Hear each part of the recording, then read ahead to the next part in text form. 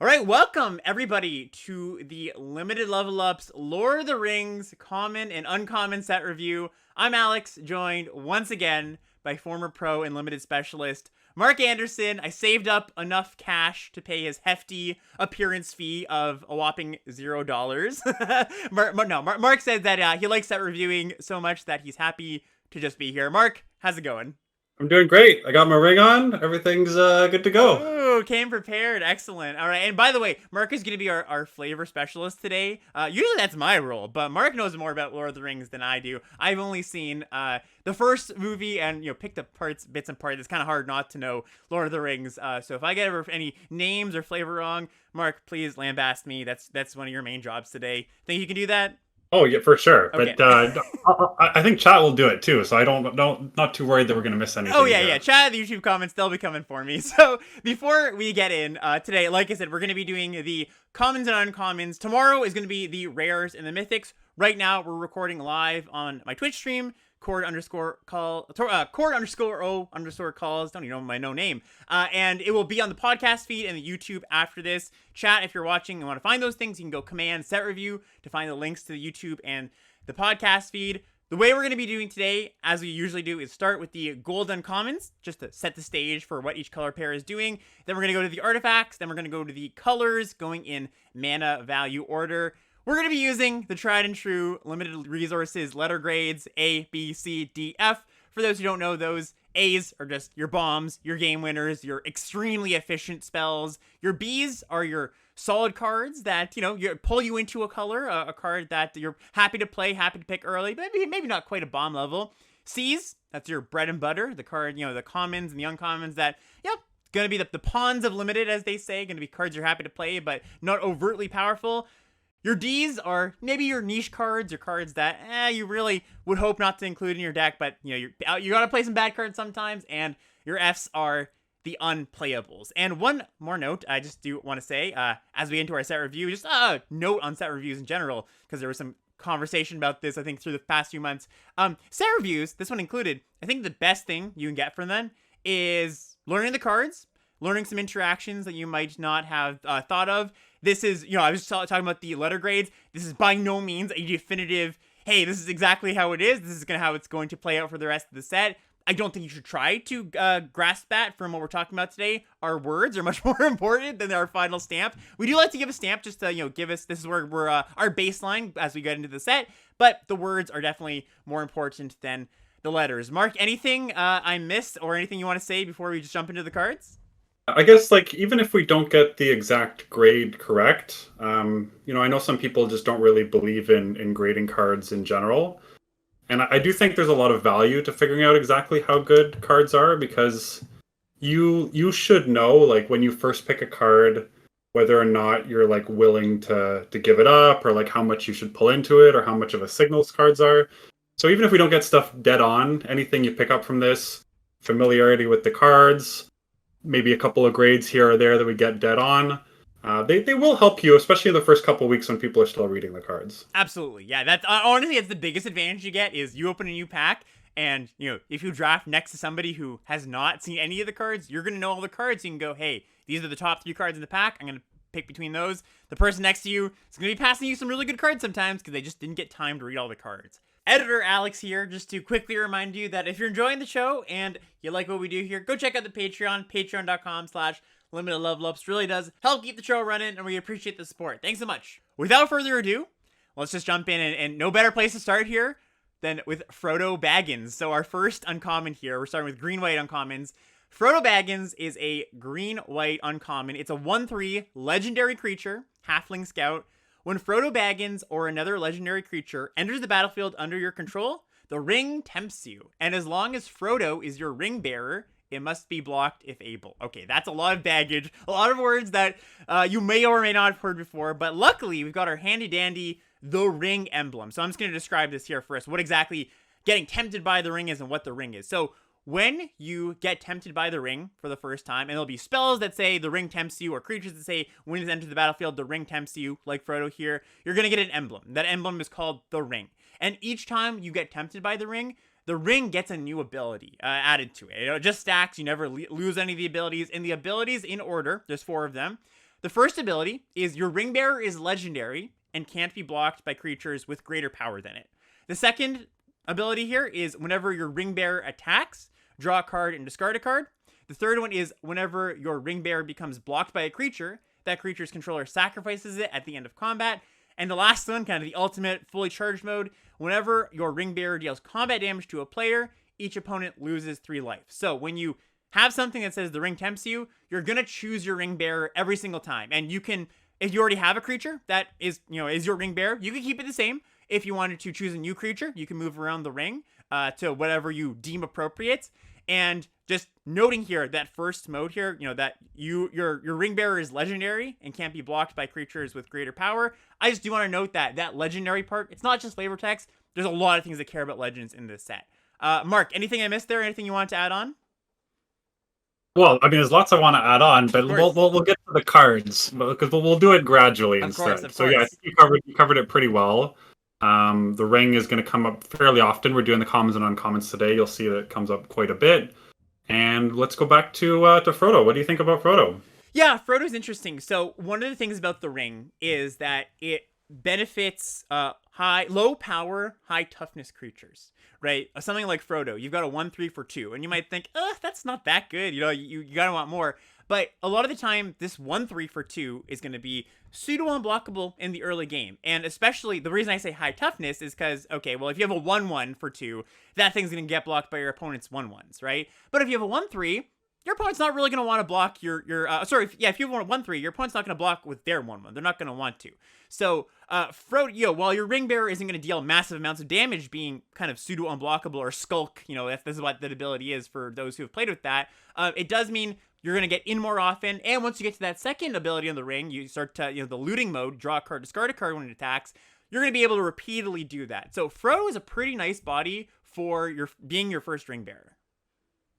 Yeah, Frodo, well, the interesting thing, like, people have seen the ability Skulk before, and it hasn't been very impressive, right? And the whole reason it's not that impressive is because typically with the cards they printed in Skulk, you're paying a price according to stats on that creature based on getting that extra ability on the card. Mm-hmm. So if it's a really small skull creature, which makes it harder to block, then you don't really care about taking that damage every turn. And if it's a really big creature, then the ability's basically been irrelevant. Right.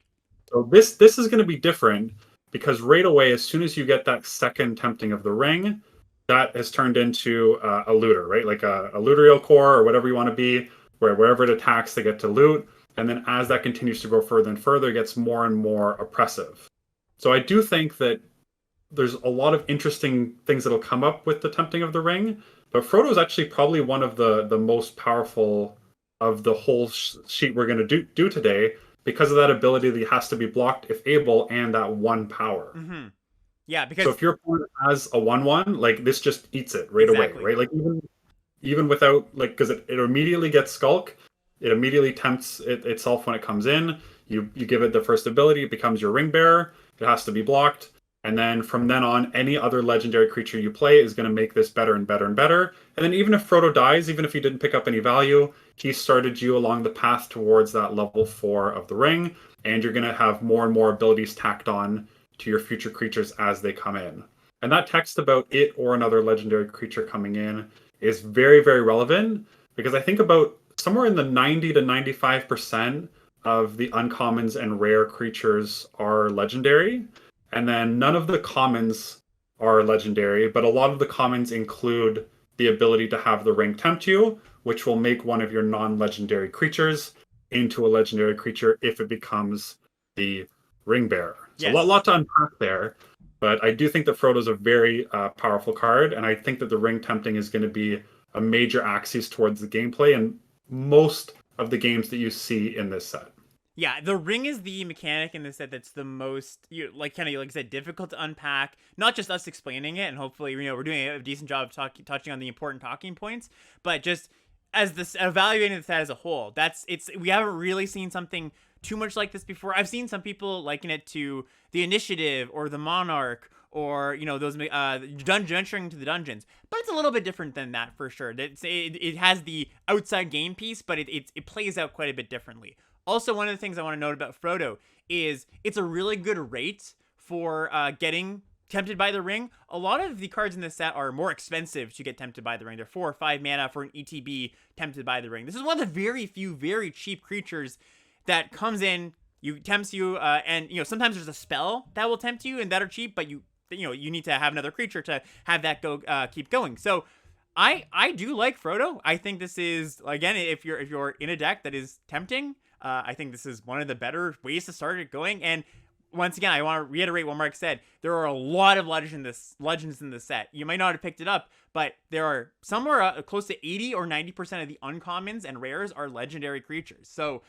this is going to be triggering quite a bit. I think we might even have the highest number of legendary creatures you've seen of any standard, well, quote unquote standard level set, draftable set. What do you want to give Frodo? I started off as like a B+. I think it's great. Yep, I think so too. I think this is exactly what you're going to want as, for pretty much, I was going to say for like a ring bear tempting deck. And there's going to be some decks that are a little more heavy on the ring than others. But I think, like you said, most of your games are going to be, this isn't every color. This isn't a green-white thing. The ring is in every color. So yeah, I'm going to join you there on the B+. Yeah, I mean, we're spending a long time on this card because it's got the new flashy ability. Yeah. But like, this card is so good. Like, this card also blocks opposing ring bears really well, because if they have it 1 or 2 power creature, this just like totally shuts that down and stops it from getting in. And then the curve of this, like if you play this on turn 2 and immediately make it your ring bear and have the ring tempt you, on turn 3 you can either play a ring tempt you card or another legendary card, which is not going to be that hard, and then immediately you've got like that 1/3 looter, like attacking on turn 3. So I think this card's really good. Yeah, the last word I'm going to say about the ring quickly is, you just mentioned that second ability on the ring. That's the real, that's when the ring starts to really accrue value. You really like if you can loot every turn, that is pretty nice. So B+ for Frodo, and let's move on to our second one. What do we have here? Next we have Butterbur, Bree Innkeeper, which is 2 white-green for a 3/3 legendary human peasant. At the beginning of your end step, if you don't control a food, create a food token. And for those who haven't seen food before, a food token is an artifact with the ability to pay 2, tap and sacrifice it to gain 3 life. Yeah, so green-white, we just touched on Frodo, who didn't really speak to any mechanical definition of green-white itself. Green-white cares about food. It has a little bit of, synergies for, I think there's like a little card or two that might care about halflings, but food is kind of the main thing. And we've seen food in the past be this grinding mechanic that, you're gaining life, you're keeping alive in the game, and, you can obviously do that here, but there's a slight twist on that in this set where a lot of, green-white is where it's centered, and a lot of the food payoffs, things that say you can sacrifice a food in addition to casting the spell or to boost it, are actually more aggressively costed. So it's going to be wave in the future, but we're going to see a green +2/+2 that also says you can sacrifice a food to instead give the creature +4/+4. So it's a little bit of a different spin on the food mechanic. What do we think about Butterbur itself here? 4 mana 3/3 with sort of an enter the battlefield effect. Yeah, it's a little understated, although less so for this set. Like, my inkling is that, at least specifically in the commons, the average power and toughness of most creatures is a little bit on the lower side compared to the creep we've seen recently. Mm-hmm. So the understating might not matter as much. I do think that line, if you don't control a food, is going to be more annoying than it seems. Yes. You almost feel like pressure to get value out of this card and want to have it create something every turn. But you don't want to be spending your turns 3, 4, 5, 6 paying 2 mana to gain 3 life, right? So if you're not using food that you make in another way, even if this is the only card in your whole deck that makes food, it's not always going to make one every turn. And then if you have other cards that make food, effectively you might just turn this into a 4 mana 3/3. Right. I'm quite a bit lower on this card than I was on Frodo. I kind of just want to give it a C. I think all the points you mentioned are very true. I think that, if there's scattered, there's a few things that really let you go off, sacrifice 3 foods at a time. But most of them aren't just sacrifice a few food for value. You get to use all your food that you've accrued, and then this will re-trigger and you get more food. It's kind of like, okay, well, when I attack, I sacrifice food. Or when I cast the spell, I sacrifice a food. So like you said, I do think this is going to be a little more annoying than it might seem. So it's still good, but I'm going to be a little bit cautious. 4 mana 3/3, a little bit of downside there. So I'm going to give Butterbur a C. Yeah, and a lot of the things that really pay you off for sacrificing food in terms of value, or like almost every color does it, but like the black and red space is unsurprisingly pretty good at sacrificing things. Yep. The green and white side of things is more to push damage. Like it seems to be a more aggressive way to use food, and this isn't a very like aggressively statted body. So yeah, I was gonna go C- on this card. Yeah, I think that's probably more appropriate. I'll join you there. I think I was at the beginning of these set reviews kind of like I feel myself being a little bit optimistic, and then you give your grade. I'm like, no, you know what? That sounds more right. So I'll try to be more pessimistic as we go on. Next up, we got a cool one, Prince Imrahil the Fair. This is blue white for a 2/2 at uncommon, legendary creature, human noble. Most of these uncommons are legendary creatures, but we'll call them out every time we see them. Whenever you draw your second card each turn, you create a 1/1 white human soldier token. I don't know if I want to be known as the guy who removes the sparkle from your eye. Oh, Alex. no, you're not. You're just keeping me in line, Mark. But yeah, blue white. So we see a blue white ability drawing a second card each turn, and this card is pretty darn good for doing that. Like you already want to be drawing cards. It's a powerful thing to do. There's some cheap ways to do that, as we'll see later. This card seems quite strong to me. Yeah, can I tempt you? Oh, didn't mean to. No pun intended, but can I tempt you with tempting you by the ring for a second time, getting that loot tricker for triggering this thing for free potentially, getting that draw? Yeah. That's for sure. For sure, that's going to come up as your tempted creature. Your ring bearer. Mm-hmm. Let's get that. Is going to be your second card draw because it doesn't need to even connect. It's just when it attacks, it draws and discards. Yeah, I think there's also a card that we'll see in white. It's a white common. It's a 3-mana 3/2 that if you have a human, you draw a card when it enters. So that's a real sick card with Prince Imrahil here. That's you have a legend, right? Sorry, if you have a legend, my bad. No, not a human. If you have a legend, and that's a real sick curve. So I like this card. It is going to be a 2-mana 2/2 some amount of the time, of course, but it really does not take a lot to get this card going. I think I'm going to start this at a B. Yeah, I had written on B as well. Great. Also, I'm going to call out these cross archetype synergies. There is human tribal as well, so there are cards that key off you whenever a human enters. So if you can, get your 1/1s, if they're not just 1/1s, you can actually trigger that there. So that's kind of nice. And by the way, blue white, one of the lesser defined archetypes. It's been described as flying mid range or just like value mid range. It's pretty loose. It's got this second card draw mechanic here and there, but it's not as mechanically defined as some of the other archetypes, just for what it's worth.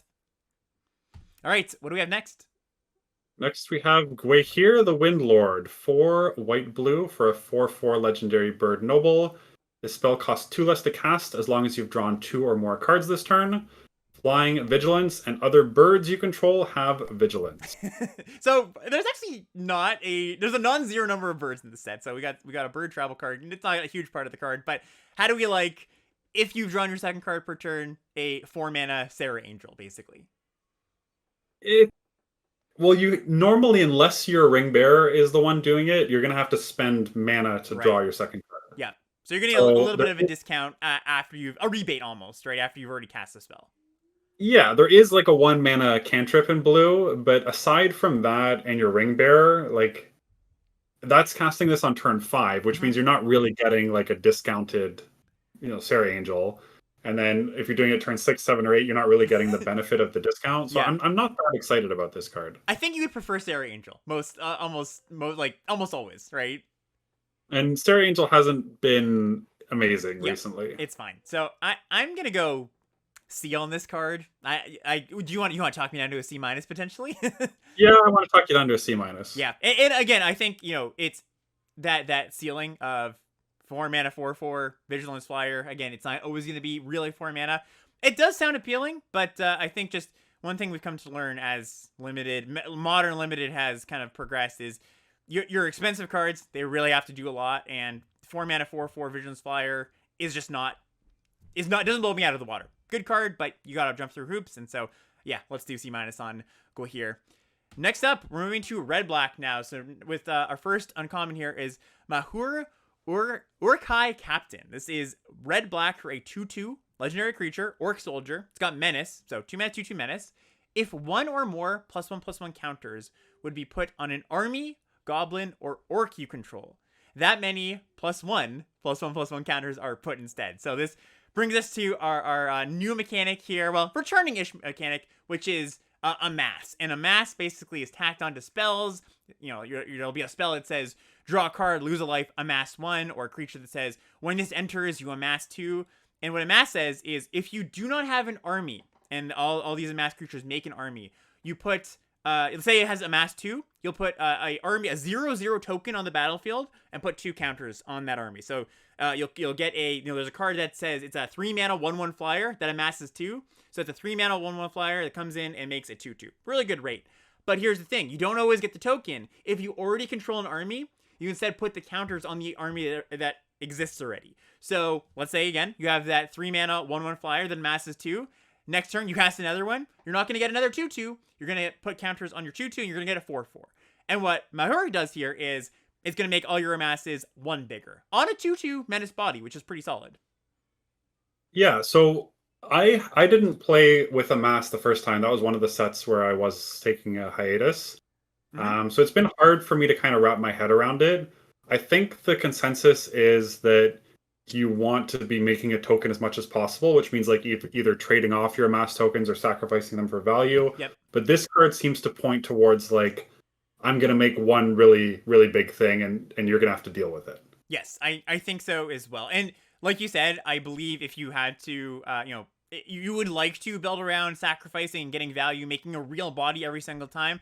But making a huge creature, don't discount that. It's not nothing. It's not like, oh man, the fail case here. You're still pretty happy if you have a 5/5. Your opponent, they can deal with it, but they still have to deal with it.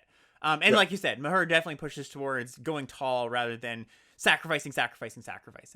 I like this card. It's just a good rate. Just 2/2 menace for 2. That ability is almost incidental, right? I don't care too much about it.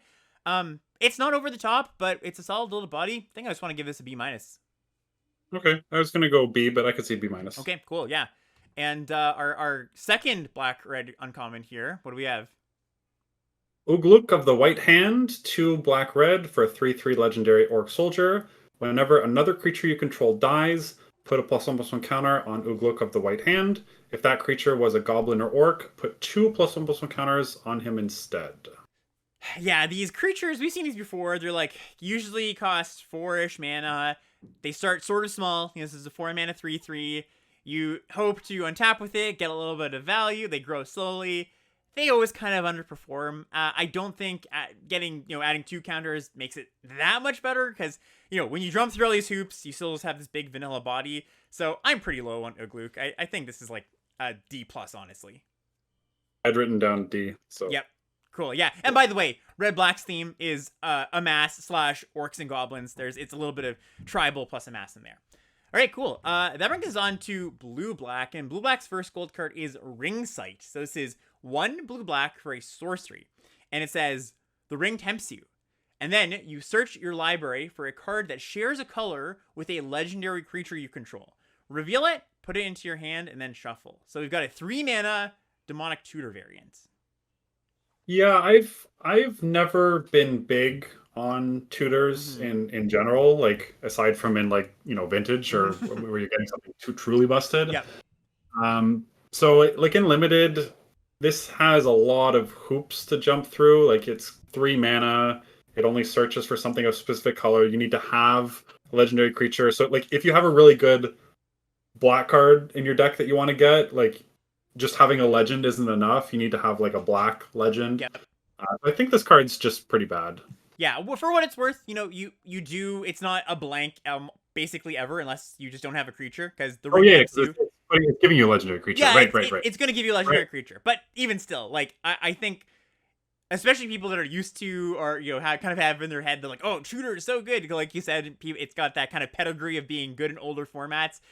2 mana tutor. Like, Demonic Tutor, we saw that in Strixhaven. That was a solid card, but that was 2 mana, right? 3, as you go up, you're basically adding on additional mana to whatever card you want to go get. And 3 mana Tutor, it's not absolutely deal-breaking, but you'd have to be getting something really, really awesome. So I'm going to give this a D. I don't think, I'm not that tempted by it. I'm going to keep saying that unintentionally, but I'm not that tempted by this card.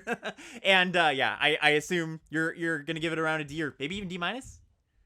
I'll give it a D. Like even Demonic Tutor and Strixhaven, I wasn't big on. I just I Yeah. want all the cards in my deck to be good, not just a couple of them. So Yeah, exactly. And for what it's worth, blue black, just to lay it out here, it's another one that has kind of loose mechanical definition. It's doing a little bit of a mass, a little bit of spell stuff, a little bit of controlling. So yeah, this card I think kind of speaks to that, where it's not doing anything really in particular. You're doing a little bit of tempting in there too. Next up, what do we have for our second blue black uncommon? we have the Mouth of Sauron. I don't know if Sauron or Sauron. Who knows? We'll go with Sauron for now. 3 blue black for a 3/4 legendary human advisor. When it enters the battlefield, target player mills 3 cards, then amass Orcs X, where X is the number of instants and sorcery cards in that player's graveyard. Okay, so let's just say, you've cast a removal spell, card draw spell. Let's just say you've cast 2 spells by the time you cast this card on turn 5. And maybe that's a little bit ambitious, potentially. You're going to be curving out with creatures first. I think mostly you're going to mill yourself, both because, there are benefits for cards being in your graveyard. Let's just say this is amass 2s. That's pretty solid, right? If either you're getting a 3/4 and a 2/2, or a 3/4 that puts 2 counters on something, that's not a bad ability. Yeah, I would take, like, if this just always amassed 2, I think I would be reasonably happy with it. Right, and I do think, you're going to be able to play a game where you can hold this, you don't have to always cast this on 5. It's really good if in the games where you're pressured to cast it on 5, it's going to stabilize you reasonably well. And in the games you're not pressured to cast it on 5, maybe this amasses 7 or something in the late game, right? So, not to go too ambitious with it, but I think the base rate is pretty solid, and it goes up from there. So I actually like Mouth of Sauron quite a bit. Yeah, the whole amass thing is, like, rectangle theory is certainly in place here. Just something that gives you 2 bodies has just always been better than it looks for years now, and people are slowly starting to figure that out. Definitely. Yeah, I'm pretty high. We've seen kind of this trend of a good and a bad uncommon of each color, and I think this is the good one. Yes, definitely. I'm going to go B- on this one. Yeah, that's where I'm at as well. Awesome, great. All right, next up, we're going to red green, and red green's thing is it's described as big power ramp, which is very loose once again. I think we'll get into some specifics here, but our card here is Friendly Rivalry, and this is red green for an instant and an uncommon. Target creature you control and up to one other target creature, legendary creature, you control, each deal damage equal to their power to target creature you don't control. So 2 mana, bite spell, and if you've got a legendary creature, you can have 2 creatures team up and deal more damage. Yeah, very importantly, instant bite spell, because bites, instants, and sorceries make a huge difference on these cards. Definitely, yeah. And like we said, you're going to have a legend a good amount of the time. Obviously, not always on turn 3 or 4, but I would say by turn 5, it's going to be pretty common for you to have a legendary creature, either from the ring tempting you or just straight up legendary creature on the text line. Yeah, you do need to have 2 creatures. Like, you can't have a legendary creature and have that deal it twice. Right, yeah. Worth noting. But, like, yeah, I think most of the time that you have 2 creatures out, this will have both creatures punch the opponent. Yeah, I think so. And, Cosmic Hunger, which is what we saw from the last set, which is strictly, 2 mana instant speed bite spell, that ends up being like, a C+ solid card. You take it if you needed some removal. I think this is a little bit better than that. I'm going to give this a C+. Yep, sure. What do I do there? Great. What do we have next? Maybe is this our bad uncommon? Exodus Strider, Ranger of the North, 2 red-green for a 4/4 legendary human ranger. He has landfall. Whenever a land enters the battlefield under your control, target creature gets +1/+1 until end of turn. Then, if that creature has 4 power or greater, it gains first strike until end of turn. Yeah, just kind of a dummy, not a giant dummy by any means either. And the thing about landfall, especially on more expensive things that don't cost 3 or 2 mana, is sometimes you just like don't even hit your land 5 in limited. Sometimes like you're on 4 mana and this is just going to be a 4/4. When you hit the land 5, it's attacked as a 5 power first striker. And I think that's okay, but there is going to be a decent amount of material just around with the amass tokens if your opponent needs to chump block, or maybe they just take 5. I'm not that excited by Strider. I'm a little higher than that, I think. Like, just getting 1 attack in, even if you're like, oh, your opponent can't chump. Like, people always say that, oh, your opponent chumping sucks. Yes. Like, I hate I don't want to overstate that. Totally. Yeah. Especially like early on, if you're chumping on turn 5, like, you're removing your board presence. So if this gets 1 landfall trigger, even if it's not on turn 5, like, this still might be able to just attack as a 4/4. And then if you draw your 5th land on turn 6 or 7, if this thing's still in play, like, the fact that it can target itself and give itself a 5/5 first strike is the thing that makes this interesting to me. Yeah, definitely. Don't want to talk it down too much. I just, I would give it a C, and that's, yeah, I think it's being maybe a little bit generous. Like we've seen in the past little while, the baseline of 4 mana 4/4 being, go ranges from fine to whatever. In the last set in March of the Machine, I really harped on the fact that your expensive cards, your 4 and 5 mana cards, have to have enter the battlefield effects to be good. I don't think we're playing with that same dynamic because the removal in this set is quite a bit worse. So it's not like you're like, oh, 2 mana removal spell kills your 4/4. That's not going to happen all the time. So like you said, you mentioned before when we were talking about the green white uncommon that makes food. I think there's going to be a little more room for kind of the expensive cards that don't have immediate impact but stand to gain some value. That being said, 4 mana 4/4 these days is just fine. So I'm going to give a Strider a C. I'm gonna go C plus, and there can be times like if you don't play this on turn 4, Yep. it can have basically a comes into play ability, Sure, right? Because yeah. you can just play it before your land, play your land, and hit with something else. Yep. So yeah, I'm reasonably interested in this, but Okay. notably, like this card, this is something I've mentioned a lot over time. Is that like the ability to go into combat with open mana or not? Mm-hmm. This card, if you're doing it that way, you're gonna not have mana. The other way you will. But with the ring tempting, I think it's interesting to note. We've talked about it a little bit, but most of the time when you're gonna want to increase your levels on the ring tempting, you're gonna want to do it pre-combat. Right. Right. So that's again a point where defensively you're gonna know all the cards are on the table because your opponent tapped out to play like a 5-drop that tempted the ring, and so that they could get their next ability on the ring. And so they've attacked in and now they're totally tapped out. So interesting that similar to the way battles played out in the previous set, there's some incentives for players to want to tap out a little bit pre-combat. Yeah, very niche. I just read this in chat, but I thought it was kind of funny that you can target your opponent's creature if you want to get your ring bearer in. if that happens to give it +1 and +1 to sneak it in. So I'm gonna stick. I don't think that's that niche. That's a good point. Yeah, no, I'm gonna stick with C for Strider, but I'm willing to come up. Okay. Next up, here we got a banger here. Banger alert! Shadow Summoning.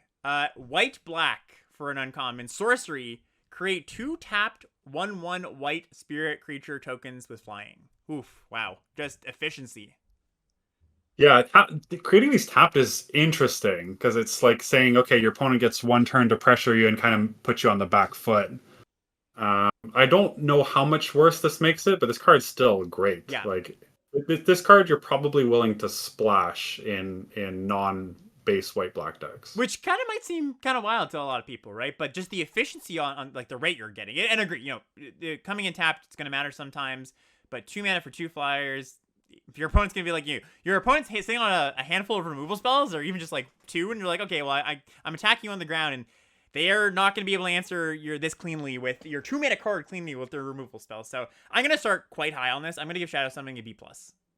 Yeah, I was gonna go there as well. Great, awesome. And by the way, black white, and we'll see with the next uncommon in a little bit. Clearly, black white's doing some sacrifice stuff, and it ostensibly cares about legends, is what they've said, but I don't think it cares about it that much more than any other color. So, what's up next? You can't trust those Wizards of the Coast archetype descriptions. I think they just get ChatGPT to write them for them. Like, Yeah, come up honestly. with something Wait, there. Mark, you don't think in the last set green black was green black go big? You wouldn't tell somebody in a limited testing meeting that you should draft green black is green black go big?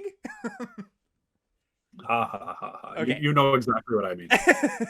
Anyways, what's up next? Next one, we have Denethor, Ruling Steward, 1 white black for a 2/4 legendary human noble. At the beginning of your end step, if a creature died under your control this turn, create a 1/1 white human soldier creature token, and then you can pay 2 and sacrifice another creature to have each opponent lose a life and you gain a life. Yeah, this card's solid. I mean, the body's okay. 3 mana, 2/4, and I think you can, you just play this on turn 3. It's gonna sit around if you make trades in combat, you're pretty happy about that. Your opponent's not that happy about it.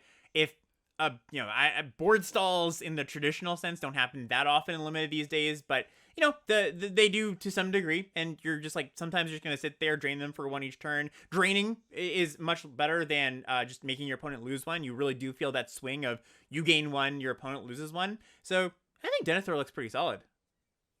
Yeah, it's interesting that you're seeing a number of creatures that have greater toughness than power, Yes, yeah. which is going to be really important because if there wasn't a bunch of those, I think this format would be really fast Mm-hmm. because it's going to like just naturally without even without the ring. In general, if you have creatures with higher power than toughness in a set, it's a more aggressive set. If you have creatures with more toughness than power in a set, it's going to be a more controlling set. With the ring in there, like you need some creatures with a good amount of toughness and a low amount of power if you're going to be able to block. Yes, definitely. And it's gonna be interesting, that dynamic of, well, if I have a 1/3 and you've got a 1/3 and like we're just like sitting there with high toughness creatures, there's ways to push through. Certainly, I don't think they had that in mind. It's not going to be like board stalls the format, but that's a great point.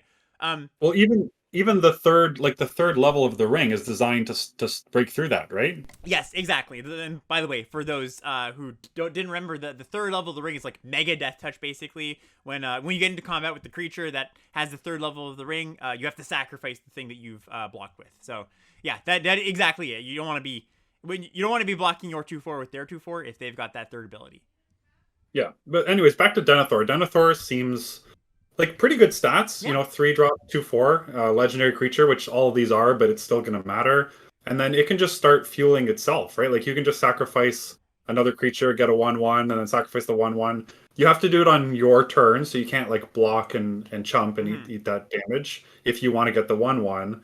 But just draining one a turn, again, if there's a board stall, this is going to potentially threaten a way to end the game, and it's not limited to once a turn. So you Right. can just throw everything. If your opponent's at 3, 4, 5 life, you might just be able to kill them with this. Yeah, no, that's a great call. Like, just like, yeah, that's gonna happen. I imagine a fair amount. So all that things, that all adds up to a pretty solid card. I want to give Denethor a B minus. Yeah, I think that sounds about right. Cool. Yeah, let's do it. Grading these is tough because we're grading them based on stats, and then always like there's always like one really bad color pair that you can't foretell, and then all those cards end up being like D's. But yeah, based on stats, I think B minus is appropriate here, and I do think white black is going to be quite good. Sweet. Yeah, let's go on to green black now. So the first one here is Old Man Willows. This is 2 green black for a star creature. It's a legendary creature, tree folk. It's an Old Man Willow's power and toughness are each equal to the number of lands you control. Okay, so generally going to be a 4-mana 4/4 and grow from there. And then whenever Old Man Willow attacks, you may sacrifice another creature or token. Of course, that's going to mean food. And when you do, target creature an opponent controls gets -2/-2 until end of turn. So you're not allowed to like this card, and I am because you didn't like Invasion of Lorwyn, and I loved Invasion of Lorwyn, and this is just Invasion of Lorwyn. That's all this Wait, card. no, it's such a different card. This is completely different. You can't pull that. Well, you can't pull a fast one on me like that. We're evaluating from the ground up here, Mark. How do you like 4-mana 4/4 that threatens to be a reasonable attacker and kill something? As I said, I liked Invasion of Lorwyn. Yeah. I think Old Man Will is great. Yeah. I plan on sparking for this card. Yeah, this is sweet. Like it's good on rate and passable on rate anyways, and it just can keep growing. And this is actually one of the few ways to, I was saying there's not a lot of ways to like really use the food for value, but this is actually a pretty decent one that is going to be repeatable turn after turn. So yeah, I want to give this a B. Yeah, I think I'm with you there. Great. B for Old Man Winnow. Cool. And then next up, we've got Rise of the Witch King. This is 2 black-green for a sorcery at uncommon. Each player sacrifices a creature. If you sacrifice the creature this way, you may return another permanent card from your graveyard to the battlefield. Yeah, so there was a similar card to this in Strixhaven that was 2 mana and brought it back to your hand. Mm-hmm. And even though I basically never drafted Witherbloom on purpose in that set, it was still a pretty decent card. And I do think that paying the extra 2 mana to put it straight into play is an upgrade. So I think this card's actually quite good. And notably, there are land cyclers in this set. 1-mana land cyclers that are creatures. Yeah. They go to the graveyard. So, and that's always what you want to look for these reanimation spells, where it's like, sometimes you have these 5-mana reanimation spells with marginal upside, and they kind of underperform because the game has to go on for a while before you're getting your 5-mana worth of value of reanimating something. If on turn 4, you can make them sack a thing. Of course, you have to sack a thing too. Bring back, what we're going to see. It's going to be like a 6-mana 5/7 reach that makes a food. That's pretty good. I think I'm probably going to be a little bit lower on this than you. Like, I always think, like, I was actually lower on Deadly Brew than it sounds like you might have been, which is the 2-mana version. I find it can be a little bit finicky. You don't always have the land cycler. Sometimes you need to block, and your opponent has tokens, and you cast this, and you're like, I can't really afford to sacrifice anything. So I think it's a little more finicky than that. But the dream is there. So where would you start this? I think I'm gonna go like C plus on this. I think like I'll be happy to play all my copies of this most of the time, but I'm not gonna like really see this as a strong pull into the colors. Yeah, I guess also there is a free looting outlet too with the ring bearer. That's another way to get creatures into the graveyard, big creatures. So yeah, I'm gonna start a little bit lower. I'm gonna go D plus with some build around potential. But Ooh, yeah, okay. I taking a like it. I stand like here. it. Taking a stand. But yeah, Yeah. no, I mean it's gonna go up the more land cyclers you have, the more big creatures, the more tempting cards you have to actually get cards in the grave, because that's really the barrier, right? That's the threat. That's the bottleneck. How Well, how like, how much okay. value? So now that we've locked in your grade and you Yeah. can't possibly ever change it, Okay. on turn 4, like the longer the game goes, the more likely it is that your opponent's going to have something irrelevant to sacrifice, Right. right? Yeah. So like early on, the ability to make them sacrifice something, whether it's the 2-drop, 3-drop, 4-drop, whatever you've traded off, is usually going to be pretty good. But the later the game goes and the less relevant the edict becomes, the more likely you are to be able to just upgrade one of your creatures, right? Yes, that's definitely true. I think I'm just getting like, I think what really just holds me back here is I just think there's going to be a lot of positions where you can't afford to have both people sacrifice a creature. That's like, I think too much of the time. That's all. You don't want to spend too much time on this card, but this seems like No. our first major disagreement. So I'm going to stick with my D plus, and we'll go on from there. Okay. What's up We next? have Arwen Undomiel, blue green for a 2/2 legendary elf noble. Whenever you scry, put a +1/+1 counter on target creature and pay 4 blue green to scry 2. Ooh. Worth noting that scry is it's not just like this one card. There's a lot of benefits to scrying, including this. So blue green is the scry deck. Yeah, the description, yeah, it's like a scry tempo deck, and I actually think this one does pan out. I think there are enough pieces. It's a real deck, and this is like a premium 2-drop for that deck. If you can just have this, there's things that scry on 3 mana, quite a few things. You're gonna have a natural curve of Arwen into just a 3-drop, and there's actually things that scry up the curve, and there's spells that scry. So I really like this card. I don't think you're gonna be activating that 6 mana ability very often, but it's there if you need it. So yeah, I'm gonna give Arwen a B. I wrote down B plus. Great, Yeah, yeah. I think like the threat of like putting a counter on something as a combat trick, like if you just leave mana open on turn 3, Yep. and like ask your opponent to attack into you, like it's just a nightmare. Yes. Yeah, I think that, yeah, that's very true. There are instances that's scry too. So yeah, very excited for this, and less excited for our next one. This is Legolas Counter of Kills. I was clowning this on the entire preview season because it just like reads so bad to me. 2 green blue for a 2/3 reach legendary creature. Whenever you scry, if Legolas Counter of Kills is tapped, you may untap it. Only do this once per turn. And whenever a creature an opponent controls dies, put a +1/+1 counter on Legolas. So you've got this 4 mana 2/3 reach creature that's very understated. One thing dies, it becomes a 3/4 reach. That's still not great. I think it's just a lot of hoops for not a lot. Yeah, I'm with you there. It's too bad because Legolas is a real badass in the movies and the books, but not too impressive in this blue-green version here. Yeah, I think so. And like, you can, the idea here is like you ambush somebody at instant speed, but you still have to like grow Legolas to get to the point where it's gonna ambush something relevant. I mean, if you're just eating a 2/2, that's actually not that bad. But then you have to tap the Legolas in the first place. So yeah, I'm pretty out. I don't want to give it an F, but I'm gonna give it a D minus. Okay, I'll go D. Yeah. All right. Sounds good. Next up, we've got red blue here. We've got Bilbo, Retired Burglar. So this is 1 blue red for a 1/3 legendary creature, halfling rogue. When Bilbo, Retired Burglar, enters or leaves the battlefield, the ring tempts you. And when Bilbo deals combat damage to a player, you create a treasure token. Yeah, so this is similar to Frodo. It's just a nice way of making itself into a really good threat. Yep. Because it tempts you when it comes in. It's a 1/3, like the perfect stat line. And then it has something that really, really makes your opponent regret not being able to block it. Definitely. So similar to Frodo, I think this card's just great. Yeah, I'm gonna give it a slightly lower grade. I think just Well, it's three mana instead of 2. Exactly. I was literally just gonna say that, but yeah, I still think Bilbo's gonna be a B. Yeah, I'm with you on B. Awesome, cool. And there's actually very few cards that allow you to tempt twice on the same card. Like this one is one of the few ones. So you're actually just getting one of the things we haven't really discussed is kind of a broad feel of, well, how often are you going to get to that fourth mode or the third ability on the ring, and how many, how often are you going to attempt? And that's remains to be seen, I believe, but this is notable as it can do it twice. Oh man, this next one, what do we have here? This is a cool one.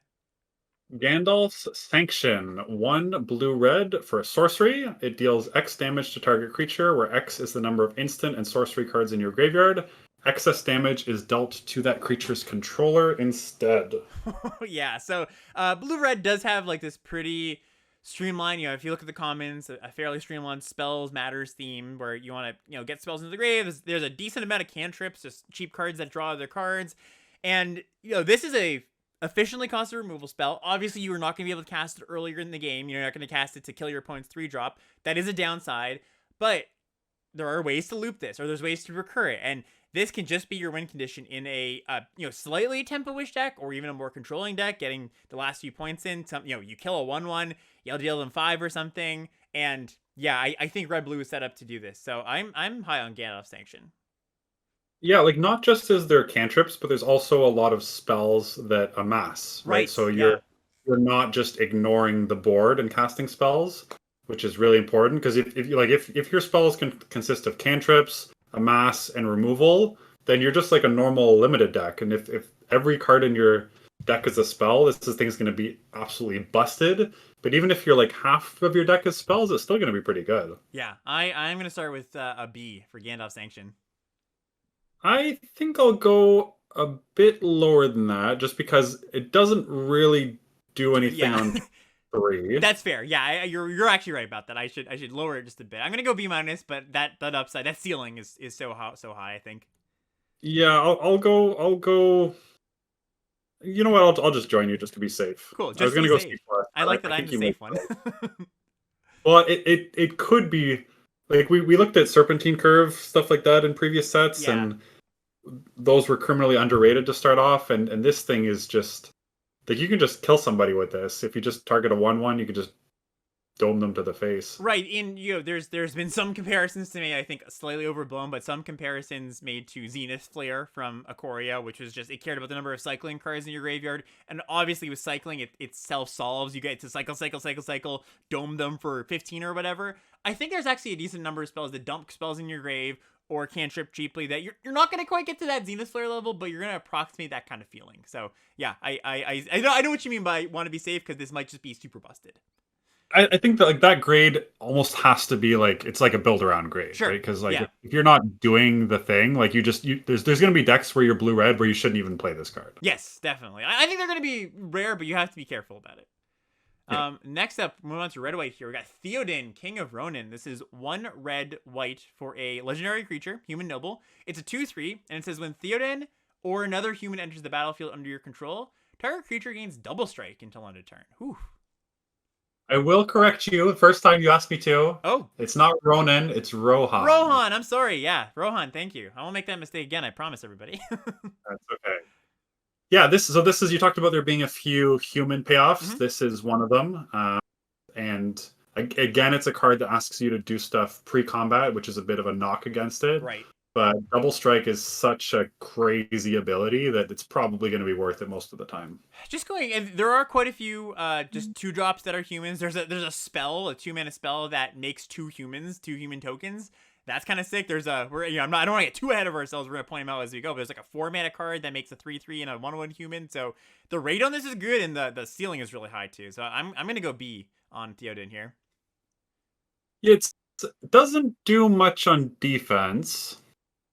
I'm going to go. I'll just go a slightly lower. I'll just go B-. All right, yeah. Just to be a bit more of a coward. We do like the card though. All right, this is my favorite card, like from a flavor perspective. Even I got this. This is Shadowfax, Lord of Horses. This is 5 red white for a 4/4. No, three red. Sorry, three red white for a 4/4. Horses you control have haste. It makes haste. You get a Shadowfax, make haste. And it also says, whenever Shadowfax, Lord of Horses, attacks, you may put a creature card with lesser power from your hand onto the battlefield, tapped and attacking. And also, it has the reminder text for haste. So it shows you the meaning of haste. Just, anyways, flavor aside, this one seems not that great to me. No, there's going to be times that being able to put a smaller creature into play, you're just not going to want to because Right. it has to be attacking, and it's Yes. just going to be like a trump attack. And then again, you're tapped out, right? Haste means you're tapped out pre-combat. Mm-hmm. So your 4/4 might have a good attack, and if it doesn't, you're probably not like playing it right away. But your other creature, like you've probably curved out, so you might not have a creature in hand, or you might have a bigger creature in hand. So I do think that a lot of times this is just going to be a 4/4 haste for 5, Yep. which is It's okay. maybe playable, but not that exciting. Yeah, I do think that people when they read this card, they're just imagining 4 damage plus 3 damage or whatever, but it's just not how it works out all the time, right? Like your 4/4 gets double blocked a reasonable amount of the time. Like here's the thing to consider: when you're the aggro deck, your opponent's already going to be leading blockers back. So the Shadowfax might have an okay attack, but not a fantastic one. But that also means your thing that you're putting into the field probably also won't have that great of an attack, and sometimes it does, just stand to get eaten. So not to say this card isn't going to have a ceiling, not to say there aren't going to be some ridiculous turns with it. I just think on average, it's going to be worse than a lot of people might anticipate it being. So I'm going to give Shadowfax a C. I think it could be good, but yeah, I just think that the ability is not always going to be something you want to do. Yeah, I'm thinking about it more now. I haven't put as much thought into this set as I have with some of the others because I've been playing a ton of Merchant Machines Limited instead of studying for this. But there are a lot of potential creatures that are smaller that have comes into play abilities that could Sure. be good to put in. It could be something that the ring temp so that the card you put in is skulk and unblockable. That this could play out better than I'm initially thinking, but I'm still gonna say C on this one. Yeah, no, I agree with that. I think I'm talking about the quote unquote worst case scenario, but sometimes you put in an evasive creature. Sometimes you put in something that, like you said, does have some sort of value. So I don't want to count out those kinds, but I'm gonna stick with C on this one. All right, and that's our gold cards. So we are now going on to our artifacts here before we get into our colors. First one here is Wizard's Rocket. It's a single mana for an artifact at common.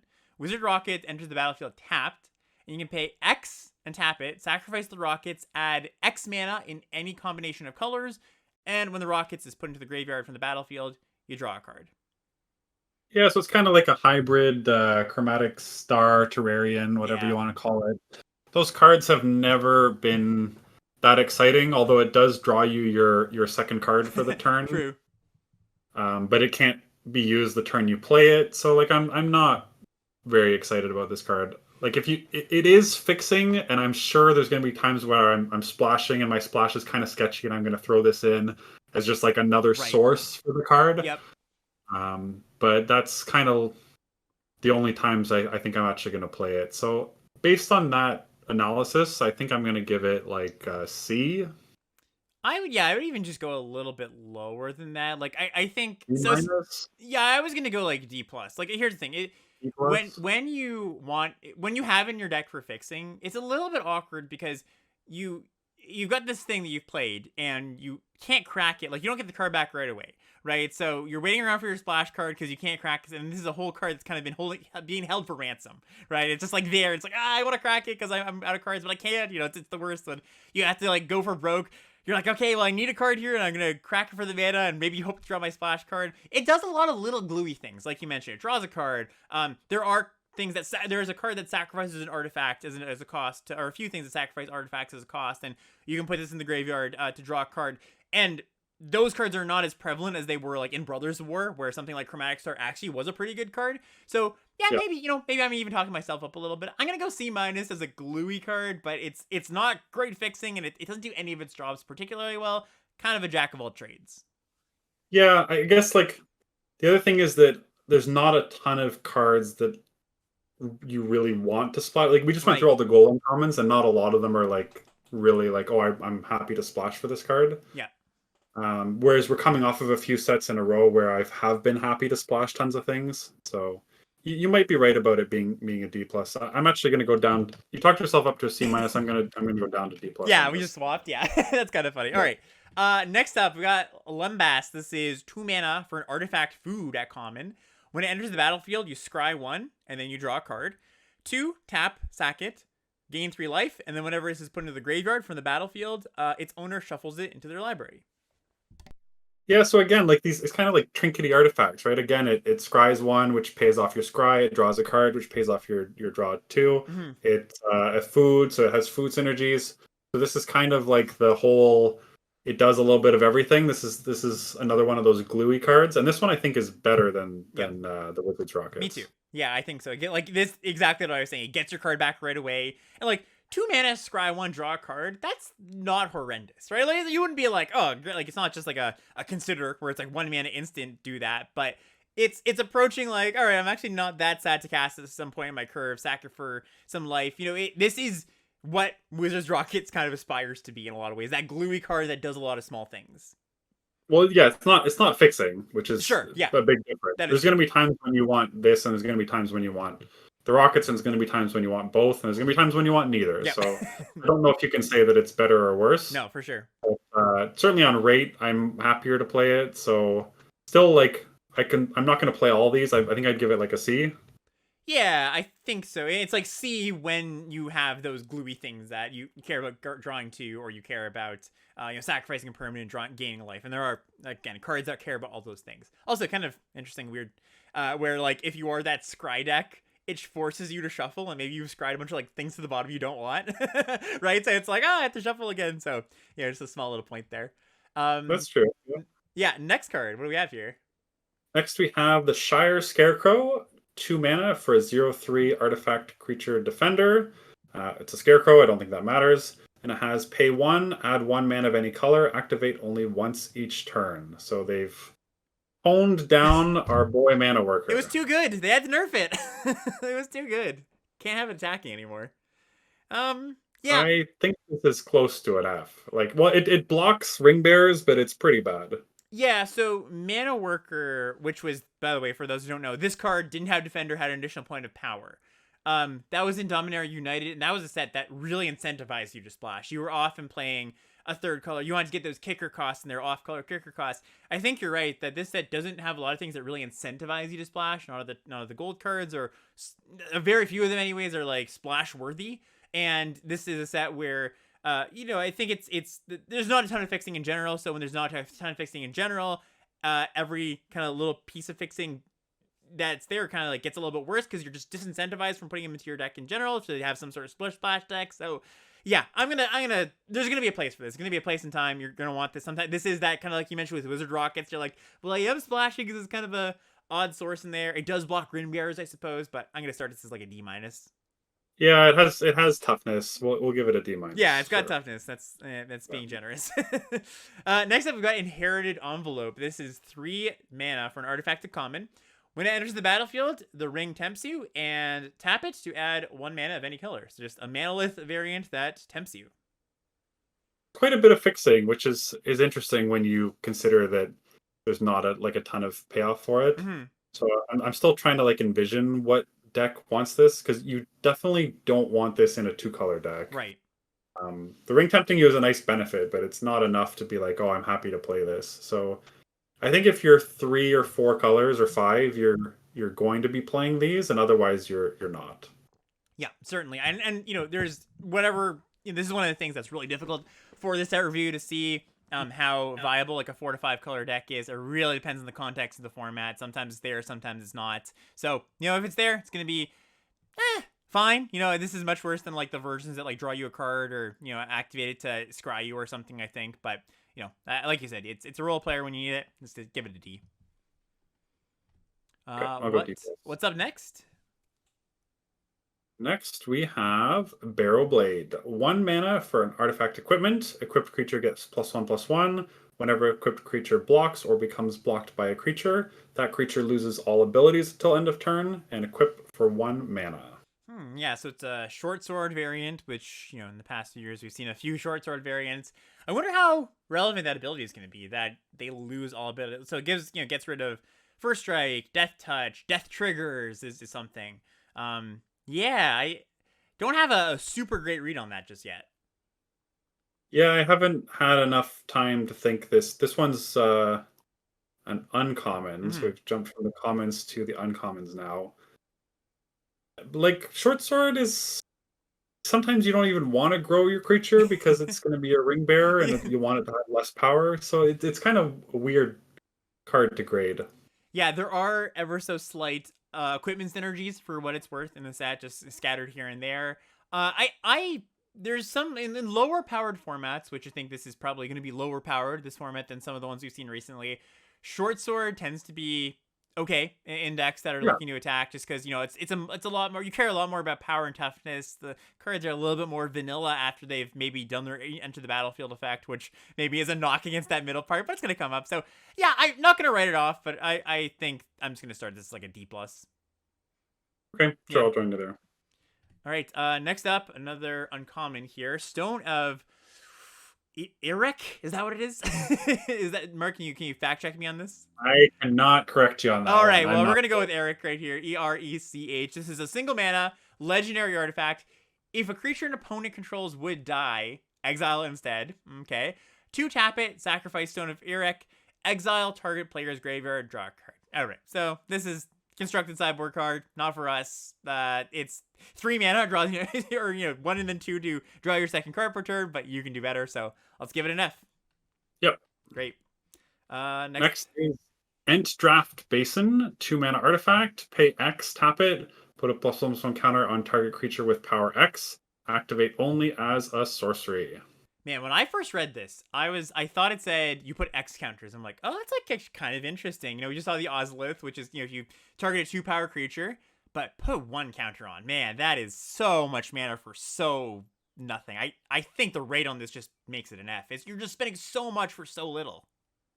And it's like sorcery speed. Ugh. Like it's like Yeah, if you have like a ton of 0 power creatures in your deck, I could see it. But then what the heck are you doing? yeah, like... that Scarecrow comes in and you're gonna let's just give this an F and hope to never play this card. Yeah. Next up, we've got Mirror of Gadriel. This is 2 mana for a legendary artifact. Once again, an uncommon. 5 tap, scry 1, then draw a card. This ability costs 1 less to activate for each legendary creature you control. It's Galadriel, Alex. Galadriel. Oh, I thought I got that one right. All right. Well, I'm gonna give this one also a very low grade. I think the rate on this is also probably just in the F territory. No. Well, how much would you be willing to pay to draw a card on this? Like 2 mana, maybe to try 1 and draw a card? Yeah. And I don't think we're gonna have that many. Like it'd be nice if it counted itself, but it says legendary creatures. So yeah, with like this is on average probably gonna cost like close to 4, maybe just short of 4. Yeah. And I'm not willing to pay that. Yeah, I'm generally lower, I think, than a lot of people on these kind of effects. These like the expensive artifacts. Not to say this one is expensive up front, but like sits there, draws you a card each turn with some sort of rider on it that make it cheaper. And we were saying there's a lot of legendary creatures in the set. That's true, and the ring gives you another legendary creature, but you have to trade off sometimes. Yeah, your creatures get removed sometimes. Like you said, if this was always 2, I'd be interested, but I think it's just gonna be too expensive too often. So I'm gonna go D-. I can imagine decks that this will have a place in. It's not a complete 0 because there is a ceiling on it, but not a card I love. Yeah, I wrote down D- as well. Like the whole benefit of getting your second card is so you don't run out of gas, but like it's not going to be that hard to loot in this set. So like you don't even really need to worry about drawing extra cards. Yep, definitely. Next up, we've got a land here, Great Hall of the Citadel. It's a common land. It taps to add colorless and has the ability 1 tap it, add 2 mana in any color combination. Spend this mana only to cast legendary spells. Yeah, the lands, there's a couple lands we're about to review in a row, and they're all like pretty interesting. I find. Yeah, that's what I'd say too. Yeah, like if you have enough of these, you can just play like every multicolor card, right? Because it just casts all the none of the multicolor cards are 3 colored sources. So every single legend we just saw in the gold uncommons, like they're all castable with this thing. Right. So the thing you have to keep in mind, just from like a logistics perspective, is if you're not casting legends of a bunch of different colors, this is just worse than a basic, right? I mean, it's not that much worse. It's actually going to be pretty functionally similar. But like it doesn't add, as a draft pick, you could just put a basic in your deck. Now, that's not the complete full story. There's going to be little corner cases, but it's not like, oh, I take this and I can, I take 3 copies and I'm so much better off splashing 3 gold cards. It's still gonna be quote unquote off color lands in your deck, or just almost akin to a basic. So you do have to be getting your mileage worth from this, and like you said, having a lot of legends that maybe are a bunch of different colors. Can we imagine a deck that's kind of like that? Yeah, I can. Yeah. I really like designs like this because it's not a land that everyone's going to want, Mm-hmm. and the people who do want it really want it. So it makes gives you an interesting decision in the draft portion. So I really like the design of this card, and I think it's pretty good. I believe this is going to be better for enabling rares, right? Like we just noted, a lot of the uncommons are more, they're a bit more synergy based. They're a bit more like you don't really want to splash these, but there's going to be good gold rares for sure. So it's not going to be a draft in, draft out kind of thing. Keep your eye on it. It does its job reasonably well. It's almost kind of hard to give this a grade because like it's going to be a deck that I think that comes together just not that often. So I'm going to give it a D just as a placeholder, but that's not really representative of what the job it's doing when it's in your deck. I think I'm going to be taking these reasonably high. I was going to Really? go Okay. B or C plus on Oh, this, cool. but Okay. I'll Well, see if I'm going to go D. I love to see it. Yeah, I'm very excited to see that pan out. Next one, this is a bit more straightforward. This is Shire Terrace. It's a land. Taps to add a colorless, and it also has 1 tap. Sack the Shire Terrace. Search your library for a basic land, put it onto the battlefield tapped, then shuffle. So it's sort of like an Evolving Wilds, but you can tap it for mana as soon as it comes in, but you have to then pay some mana to get the color. Yeah, so this I'd rather have Evolving Wilds than Yes, this for sure. I think so too. So this one I don't see. Like this one I see only if you're desperate for fixing. I think you'll be able to get these close to on the wheel easily.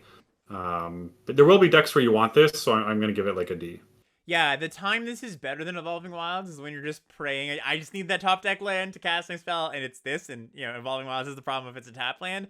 But the other times when this is in your opening hand, you would just prefer it to be wild. So yeah, I'll go D on Shire Terrace. I think a lot of people that are going to play this would be better with a basic. Right. Yeah, that's definitely true. Here's another cool one. What's up next? Next is the Grey Havens. This is a legendary land. It's an uncommon. When the Grey Havens enters the battlefield, scry 1, taps for colorless, and taps to add 1 mana of any color among legendary creature cards in your graveyard. Ooh, yeah. So this sort of is reminiscent. You actually turned me on to this card back in Dominaria, the Grotto, it was not Shimmering Grotto, or Crystal Grotto. That's the one, yeah.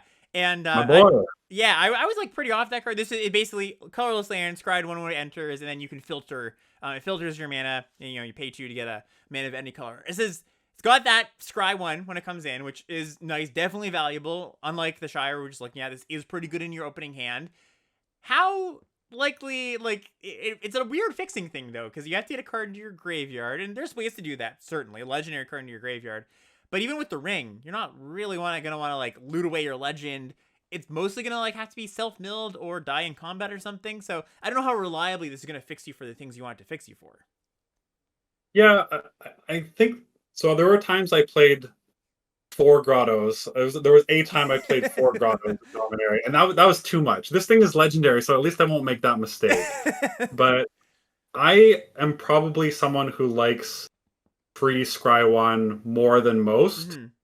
So I'm wondering to myself if I would play this card even if it didn't have that last line of text. Right. And I think the answer is sometimes I would. If your mana's good enough, getting a free scry 1 on your land is really big. Mm-hmm. So I think I'm going to play this more than most people, but I also think it's going to be correct not to play this a lot of the time. Yeah, I think definitely I always go on about how a colorless land in your deck really, it's a cost, that's a really big cost. But like you said, there are times when your mana is just not that tough. You have no double pipped cards. Maybe you're closer to monocolored than not.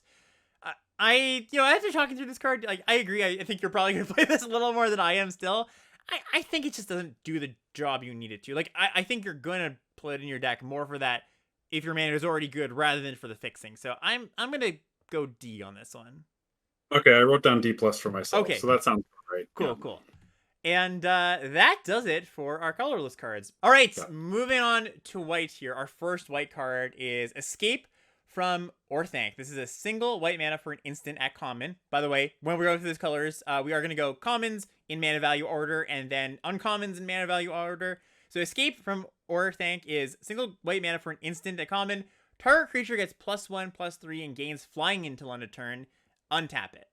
Ooh, just echoes of one of the most underrated cards in Kaldheim, Wings of the Cosmos. It's the exact same card, Yeah, right? it's the exact same card. Yeah. Yeah. Okay. Yeah, and Wings was great. Yeah, if you asked people to name like the top 10 or 5 white commons in Kaldheim, just like look, you give them the set to look at. I don't think a lot of people would have remembered Wings as one of the better cards, but it really was. It really was a fantastic combat trick. Honestly, a little bit like Aerial Boost from the last set. The reasons why it's good, right? Because it's an extremely efficient trick. This one can't be free, of course. And then as the game goes on, you get to just send somebody to the air and kill them. So you do lose out on the absolute always free, but it's still got that good early, good late, and it adds that untap it. And that's also a big part of the card. Yeah, and adding more toughness than power is also, we keep talking about this, but ring bears, blocking ring bears with this, it's going to make it a lot easier. So I think this card's going to perform similarly to how it did in Kaldheim. I'm still not going to pick them that high. I like C+. Yeah, even at the end of last set on the Merchant Machine, aerial boosts, even when white wasn't open, still went pretty darn late. Like people, I think, I often talk about how tricks, I think people often treat them kind of as second-class citizens, as limited magic cards. They're like, I don't really want those in my deck, even the good ones. But there is a real distinction to be made between a great combat trick like this one and kind of medium one.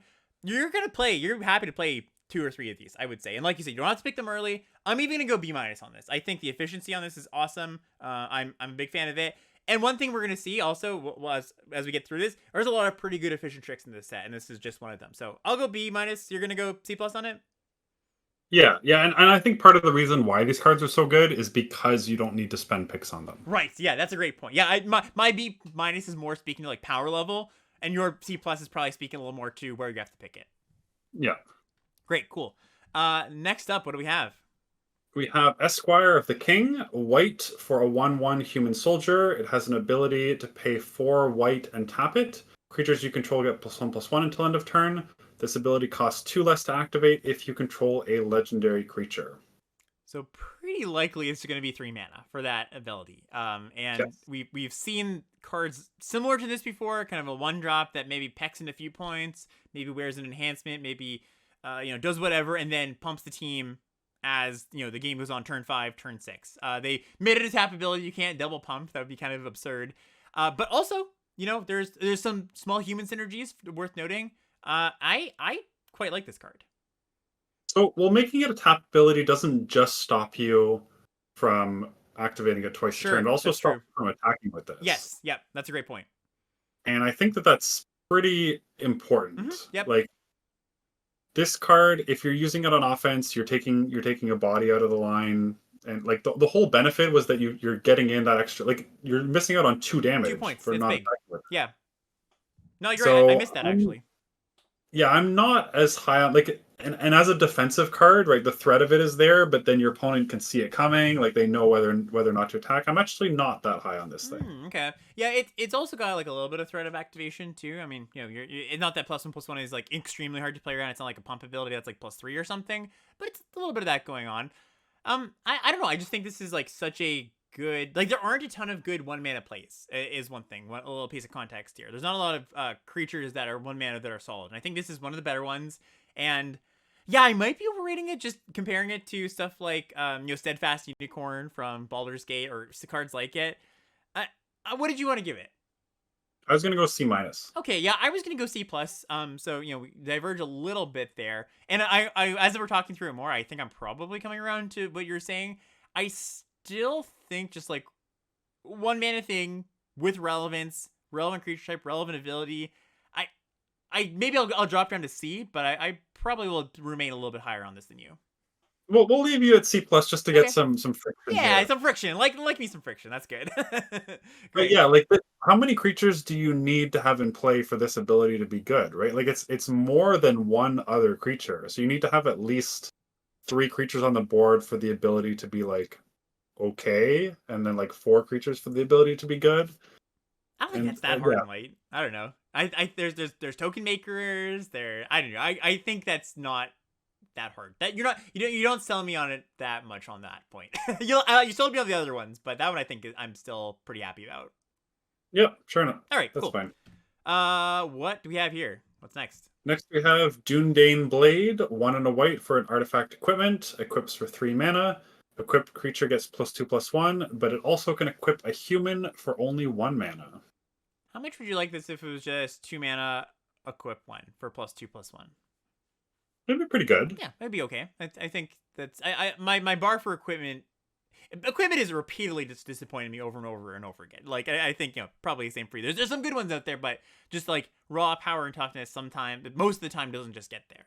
And I do think you're gonna equip human for 1 a reasonable amount of the time. There's a good smattering of humans throughout the set. White has like half halflings, half humans. Not actual creatures that are half halflings, half humans, but like as far as their creature type spread goes. So let's just say you had a deck where 75% of your creatures were human, like that red. You're a red white, double striking. You got that double striking legend. That's not bad, but it's also still not going to be like a card you're like, ooh, like I want that for my deck. It's going to be like a role player 20 to 23rd card, right? Yeah, because the 3 mana to get it going is not something you're gonna do like that early, right? No. Because it only adding 1 toughness and like no additional abilities. You're not gonna want to like play a 2-drop human and then like play this and equip it turn 3 and be like, oh, I'm really doing it, you know. So yeah, I just don't see where this fits in on the curve. I was gonna give this another C-. Yeah, I was gonna give C- too. Great. All right, C- for Dundane Blade.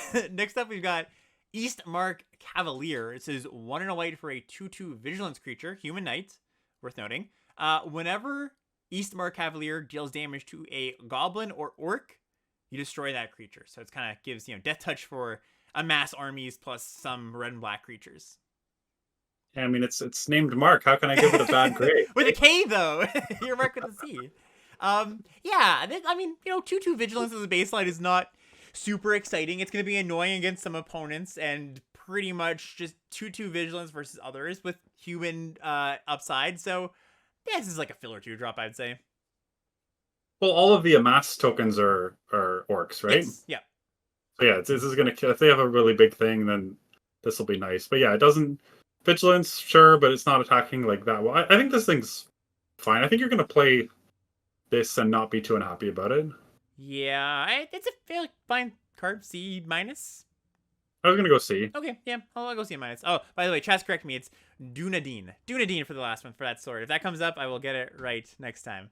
Next. Yeah, like I've seen. So I read the books, years ago, but the books don't tell you how to pronounce things. Of course. And then I saw all the movies. I think I've seen each of them twice, including the Hobbit movies. But a lot of these cards like don't come up in the movies, which is the stuff I've seen more recently. Mm-hmm. So there's some tricky stuff here, more than I was expecting.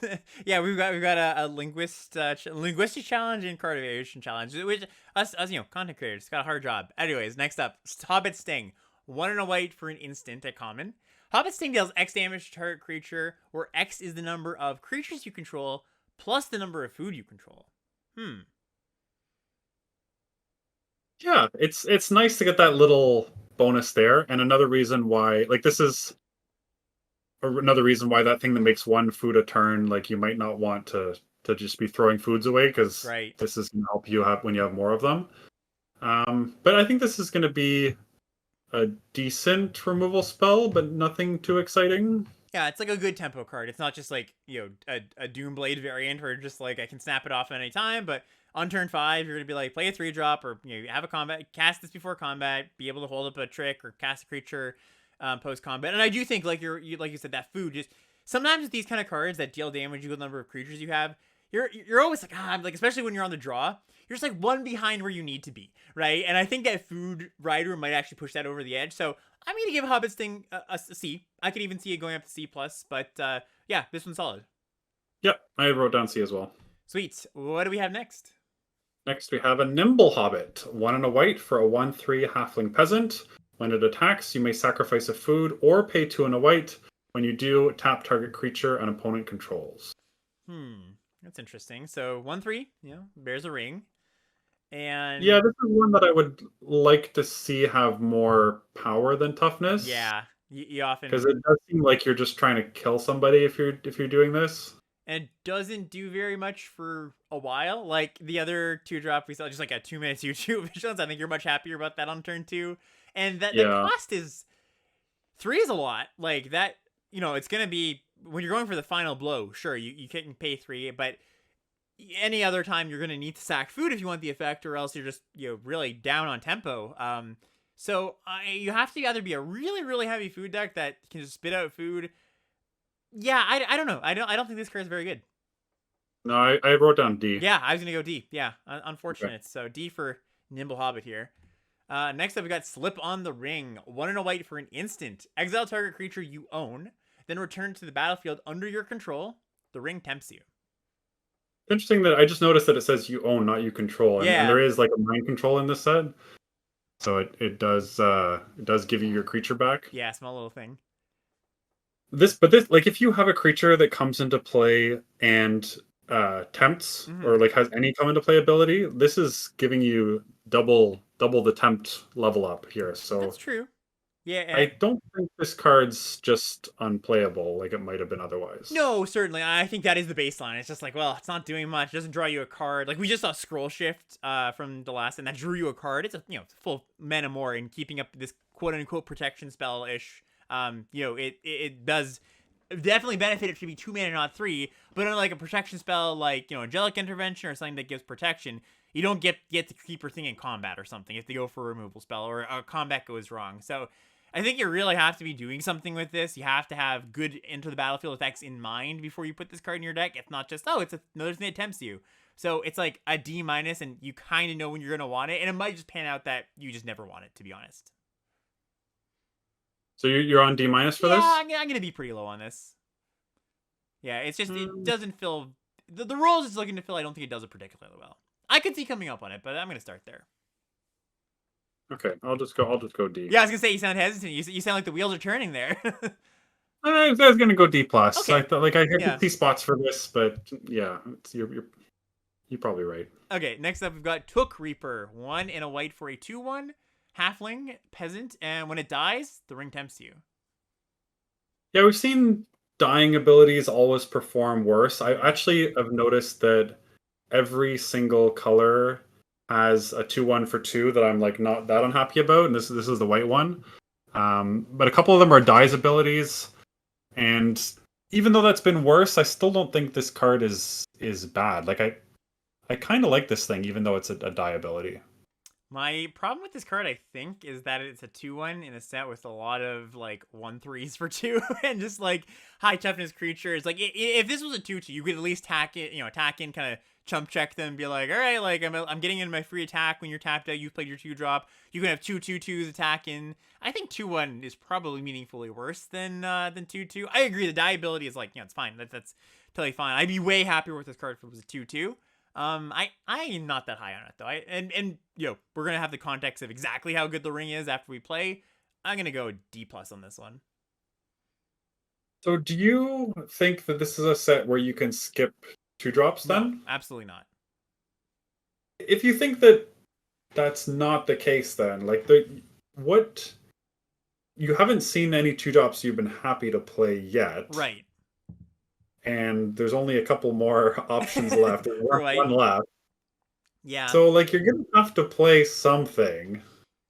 That's true. I imagine some of that is gonna come from. I'm really selling it, eh? Like Well, I mean, the thing is, I imagine. Yeah, exactly. Yeah, I imagine some of that is going to be good uncommons and the commons I want from either one of my colors. Like I basically, well, we're describing what a D was. I think that's what this is. Like I'm kind of unhappy to play it, but sometimes you need a 2-drop. Okay, so were we out on this D or D plus? What did you say? I think D plus. Yeah. D plus? Yeah. Okay, I'll go C minus just to lock my optimism in. All right. So we switched roles here. What's up next? Next is Westfold Rider, 1 and a white for a 3/1 human knight. So now we're talking. And you can sacrifice it to destroy target artifact or enchantment, but you can only do that as a sorcery. I like this card a lot better. At least attacks through the 3/1s, and it threatens that if your opponent doesn't, they stumble a little bit, you get him for 3. I think that's like a big part of 2-mana 3/1s is just that equity you get when your opponent does happen to stumble on early in the game. Just getting that first hit for 3 is pretty big, and it's a relevant ability too. I like this one a reasonable amount. I think it's just like a solid C. Yeah, I think I agree with you on a C there. Sweet. C for Westfold Rider. Next up, we've got East Farthing Farmer. 2 and a white for a 2/3 halfling. When East Farthing Farmer enters the battlefield, you create a food token. When you do, target creature you control gets +1/+1 until end of turn for each food you control. Yeah, I think this thing's great. Yeah, love this card. This is awesome, man. Oh yeah, that Yeah, talk is it another up for weird one because like the control side player is looking at like, oh, a 2/3 plus a food plus life, like that's Yeah. great, and then the aggro player is looking at it like a 2/3 plus like a damage boost. Like Yeah. this thing's great. So I think this thing's just good everywhere. Yeah, you're just happy with this as your 3-drop, just sending in your 2. Sometimes it makes your attack pass your opponent's 2. Sometimes you're just gonna like dome them for 3 on a you target a flyer or something, like yeah, I think this one's pretty nice. I'd give it a C+. Yeah, that's where I'm at as well. Awesome. All right, ooh, here's that one I was talking about earlier. What do we have now?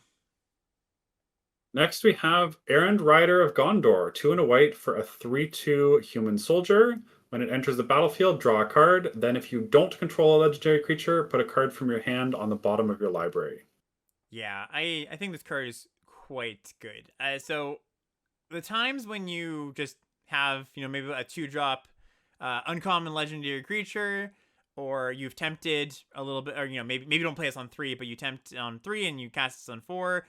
That's really quite solid. And maybe you pair that with a trick or a 1-drop to get your full mana's worth on 4.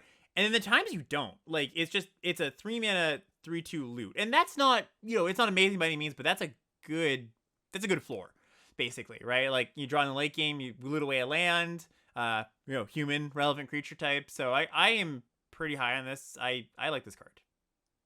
How happy are you? Like a lot of the legends we've seen, there's a couple of them are 2-drops, but a lot of them are 3-drops. Mm-hmm. So how happy are you to play this as a 4-drop, like 3-drop legend, Right. 4-drop draw a card? Yeah, so if this was just 4-mana 3/2 draw a card, I think it would still be pretty solid. It does have that opportunity.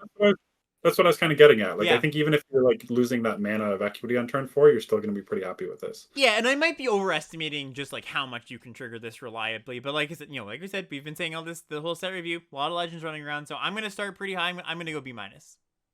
Okay, I wrote C+, and Cool. I'll stay there. Yeah.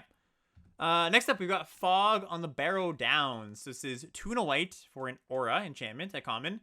Enchant creature. Enchanted creature is a spirit and can't attack or block. So they've back to back. They've gone back to 3-mana pacifism, no upside. Yeah, and the other problem with this is that if you're like thinking of like locking down their army and stopping their future amass things from doing anything, Yep. this is no longer an army, so Yep. they just start making a new token. Yeah, exactly. You'd think that making a spirit is flavor text, but actually it's functional. It makes it so that they don't just like start amassing on a thing they can't attack with. So yeah. I mean, the thing about these cards that I think we've come to, over the past 3 years, we've like consolidated. We've had a bunch of these effects. Some of them have been better than others. Some of them are 2-mana. Some of them are 3 with upside. And I think what it comes down to is like the 3-mana versions with a bit of upside, Scry 2 attached to it, are pretty solid. Yes, it's got the problem of your opponent can eventually sacrifice the creature, or they can blink it, or they can bounce it, or whatever. All those things.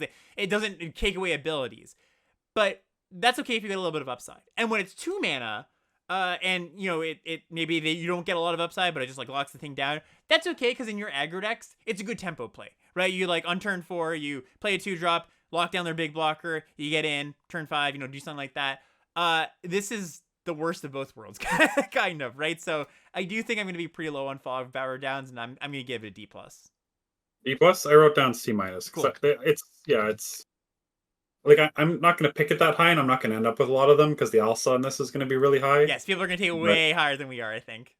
But if you like get this on the wheel, like and it ends up in your 45 card pile, like I think it's going to end up making the main deck a good amount of the time. Yeah, it might get to the point where people realize, oh, hey, this isn't like, it's hard though, because even we've seen time and time again, the alphas on these white enchantment, by the way, Alsa is average last seen it on 17 lands, which is just tracks like how late you see cards on average. people take these cards super highly, and I don't think people adjust throughout the format. People just see these as pure, good, cheap, efficient removal, but we'll see. We'll see where it goes. Yeah, no, you're probably right in the D range, but yeah. Just based on the fact that it's a lower power set, I think I could see playing a couple of these as removal spells. Totally, yeah. Next up, we've got Second Breakfast. 2 and a white for an instant at common. Up to 2 target creatures get +2/+1 until end of turn. Create a food token. Yeah, we've seen a lot of these target 2 things in the past. And the interesting thing about them is they always have pretty bad stats, but I'm always like not that unhappy. Like they all seem to play out okay for me. Like there was the one from AFR that gives something +2/+0 and another thing +0/+2 and lifelink and first strike. And then there was the one that gave like 2 things +2/+2 and untap them in a recent set. And both of those actually like played out. I don't know what it was about my combats, but I always seem to get 2 creatures worth of value out of it. But it's not as easy to do as you might expect. Well, Mark, it's because you're a 73 best of 1 win rate player, and you can engineer situations where it's good for you. And I'm kind of joking, but I also think that's true to some degree. Like you can engineer spots where this is going to be better than maybe the average player is putting in their deck and casting at some point. Because I think the downside of this card is that 1 toughness. Your combat trick. Sometimes they're going to line up a 3/3 on your 3/3, and you're going to be like, great, it worked out. And honestly, I think if you win 1 combat and enable a trade on something else and make a food, I think you're pretty happy with that. I think that's actually a decent, something decent. It's a 3-mana trick. It's a little bit awkward. I'm always higher on these cards too, and I think that might be my baseline of these used to. Like there was a few examples. There was one in Theros, original Theros, that was just excellent. And, like you said, we have kind of seen them be not so good. So this is one of the harder ones to evaluate. Again, one I think it's going to have to take some time just to see how it pans out. I'm going to start it as a C. Does that sound good? Yeah, I think you're with me. I think, I'm definitely not a 73% win rate player. I had a bad patch recently. My mom win rate is down to 70.5, I believe. Oh, geez, Mark. Why do I even have you on here? Just almost in the 60s. So we're almost slumming it here. Yeah, slumming it. What do we have next? Next, we have Now for Wrath, Now for Ruin. It's like for Mirrodin. You got the exclamation mark in there. 3 and a white for a sorcery. Put a +1/+1 counter on each creature you control. They gain vigilance until end of turn. The ring tempts you. Yeah, so you really do have to be going pretty wide to make this good. I think this isn't quite like overrun level. Giving just +1/+1 often isn't going to flip the script on your opponent a ton. But vigilance matters, and tempting the ring matters. I think this might just be a worse version of that 1-drop we saw, though, right? That pumps your team. That's what I was just going to say. You were just telling me how easy it was to get 3 or 4 creatures on the battle. Yeah. So shouldn't this be like kind of similar? Yeah, but it's a 4-mana sorcery. It's like, you have to find a spot, and you do have to trade off sometimes, which again is the downside of that other card that I did like. We saw a similar card to this in Eldraine, and it was like pretty darn bad. There were less tokens, and it was this is a bit of a buff version of it. I'm going to start low on it. I think if you do have a deck where maybe a red-white tokens deck where you've got, that 2-drop token maker in red I was talking about, and into like there's a 4-drop token maker in white. If you've got 3, 4, 5 things that make multiple bodies, kind of like Inspire Charge, actually. The 4-mana +2/+1 to the team. I often talk about that card as people ask, is this a good aggro card? It's a good aggro card if you're making multiple bodies. I think this is kind of the same thing here. I think there are more ways to go wide than there was in Mom for what it's worth. So it's probably got a place. It's probably going to be a fine 20 to 23 playable in some decks. So that makes like a D for me. Yeah, I wrote down D as well. Great.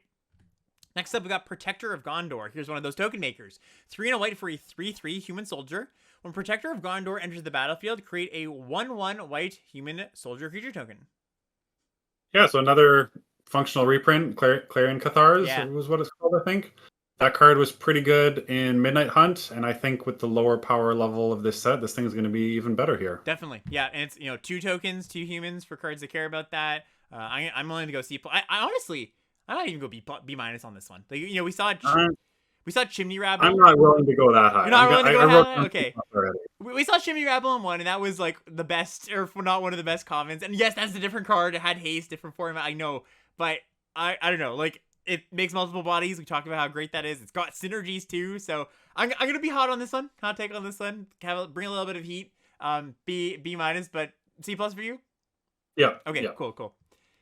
Next up, we've got Soldier of the Grey Host. 3 and a white for a 2/2 flash flyer. When Soldier of the Grey Host enters the battlefield, target creature gets +2/+0 until end of turn. Yeah, I kind of like this thing. Yeah, it's a funny little card. Yeah, it's like we just saw a 4-drop that was pretty good, and now I think this is like another 4-drop that I'm not going to be too unhappy with. Like there's not going to be a lot of times when you can ambush something. But this will be nice because you're going to be forced to block with low power creatures. Again, we're going to go back to the ring bearers. If you have like a 1/1 and your opponent has a 2/2 and they're attacking with their 2/2 ring bearer, you can trade or potentially even eat something if they're attacking with a small flyer. We saw that like there's the lingering souls that made 2/1/1 flyers. This can just eat those things. So I think this thing is going to be like pretty handy little card sometimes. Yeah, I think so too. And I think that with the point you just made there was fantastic. The fact that there are kind of low power, high toughness creatures going to be bumping into each other sometimes. That, often when we think of these +2 or +X +O effects, it's like, well, it's not going to do that much. It only wins the combat if you're already going to bounce, and that's going to happen a little more often in the set. Plus, sometimes you just cast it, you like, the creature, one of your creatures goes unblocked, you go, okay, additional 2 points. I think what's going to, the way this plays out often is your opponent, you're aggressive, your opponent is trying to block, maybe, you go smash, and your opponent's like, all right, I guess they have something again. And, of course, maybe sometimes it's just unable to trade where you're like 2/2 bumps into their 3/3 and you cast this. But then their 3/3 is gone, means your 2/2s that you cast earlier can get a little more easily, and then they have to deal with the 2/2 flyer, which isn't giant, but it's something. So I think it's a solid card. Do you want to go C minus or C on this? I wrote down C, Okay. but I could see it being C minus. Yeah, I'm gonna go C minus. I think it's still a little bit understated for what you're getting to set up a situation, but yeah, cool little card. I just love Briarhorn so much, and it's not it's not Briarthorn, but Briarhorn. Maybe one day we'll get it back. Yeah, Briar. Yeah, we're not seeing Briarhorn anytime soon, I assume. Next up, we got Banish from Idoras. Yeah, I'm not sure on that one. All right. I'm gonna say Idoras here. 5 mana, 4 and a white for a sorcery at common. This spell costs 2 less to cast if it targets a tapped creature. Exile target creature. Yeah, another just oh my god, like this is what we're doing for removal these days. Yeah. Like there's just all the white removal spells are just kind of like you're gonna have to play some number of them, which is why I've been grading them a little bit higher. Yeah. But none of them are good. Like I don't want to play this card. We were so spoiled with Mom. It's such good interaction, and yeah, this one is it's bad on a lot of fronts, right? It's just like, yeah, you got the whole thing where it's like, okay, exile tap creatures, you don't want that in your aggro decks, and most of the white stuff is pretty aggro looking. 5 mana, get a blocker out of the, like, I actually don't hate that so much. Like, I don't love it, but sometimes just 5 mana, get the biggest thing out of the way, no frills, you're gonna be okay with that. I agree, you're gonna have to play this card probably more than you would have to play Cut Short, let's say, in your aggro decks in the last set. So, C minus. I wrote D plus. Okay, yeah, I'm gonna say C minus. I think that like the 5 mana mode isn't just like absolutely horrendous, but just that's in the context of the set of the other removal not being amazing. But I'm also, yeah, it's a kicking and screaming C minus basically. Yeah. Like I've played, as a boomer who's played plenty of Assassinates, like this is better than Assassinate, but sure. We're well beyond those days. Yeah, definitely. All right, what do we have next?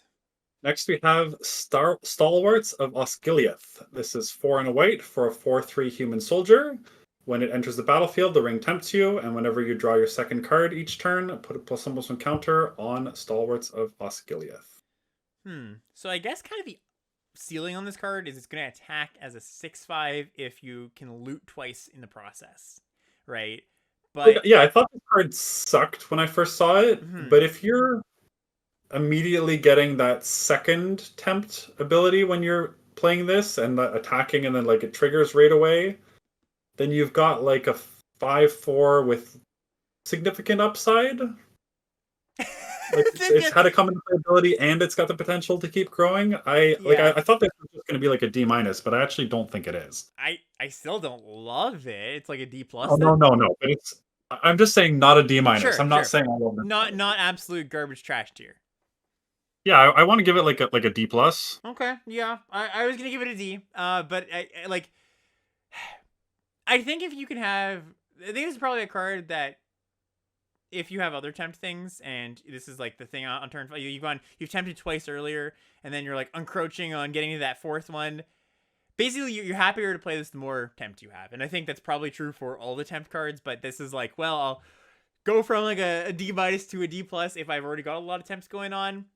You might just not even have to play a 5-drop in your white deck. Like, I think I'm going to be happy with my D, but I could also see coming up on it. Okay. Yep. And then our last white common here, I believe, Eagles of the North. This is 5 and a white for a 3/3 flyer, a common. It's a bird soldier, so again, it's going to get vigilance with that blue-white uncommon. When Eagles of the North enters the battlefield, creatures you control get +1/+0 and gain first strike until end of turn. Plane cycling for a single white mana. Yeah, plane cycling 1 is a lot different than 2 mana. Yes. We talked about this in previous set reviews, how each additional mana is like so important, but like specifically the difference between 1 and 2 is really big. This is kind of similar to the dual face cards that were lands or spells. That's the best comparison, I think. The MDFCs from Zendikar. Yeah, totally. Yeah, because you pay 1 and so your 1 land comes into play tapped, but you get this one untapped. So you have the option to either like have it come into play tapped land, or you have the ability to pay an overcosted flyer, but with a pretty good ability. Yeah, I actually quite like that ability. It's going to enable quite a few attacks.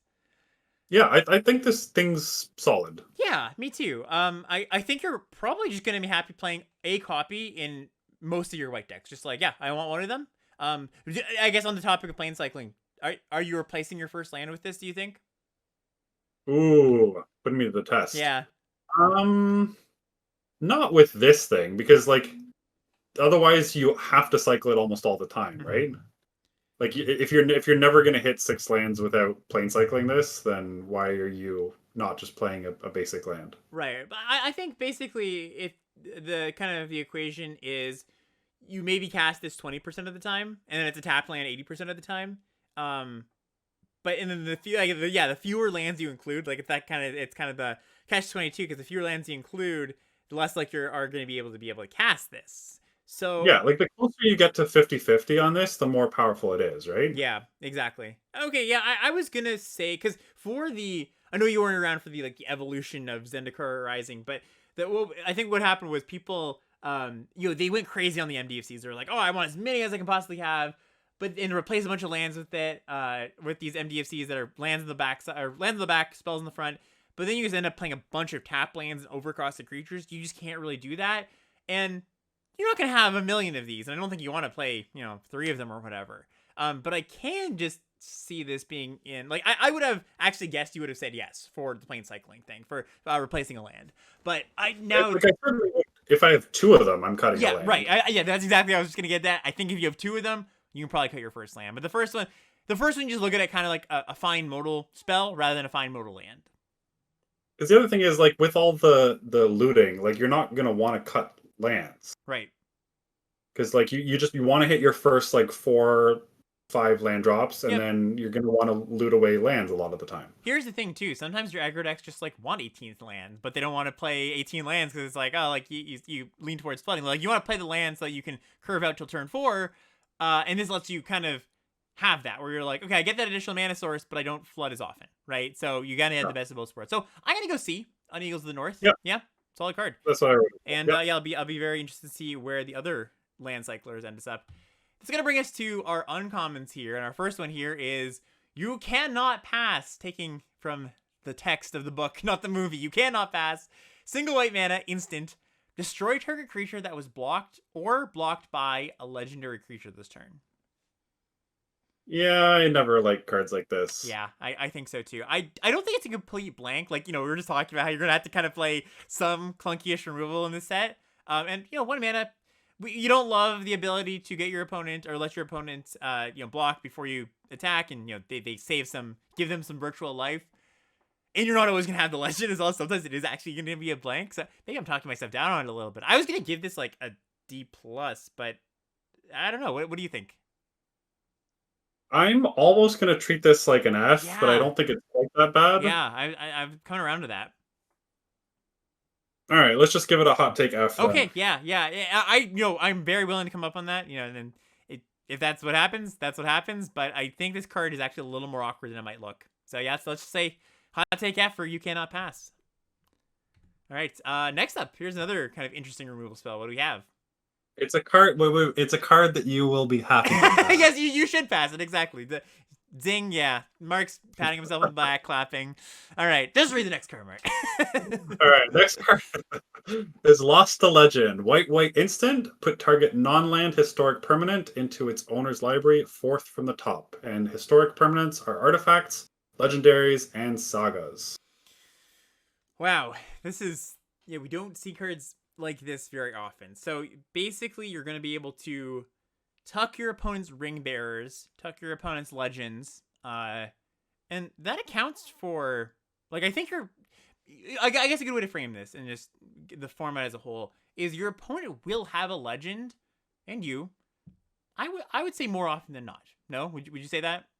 Yeah, I quite like this card. Right. I think this card is much better than the last one. Right. Just being able to actually you not have to do it in combat. The thing you're targeting is going to be relevant. It's an instant, which is kind of the last one was too, but it's time restricted.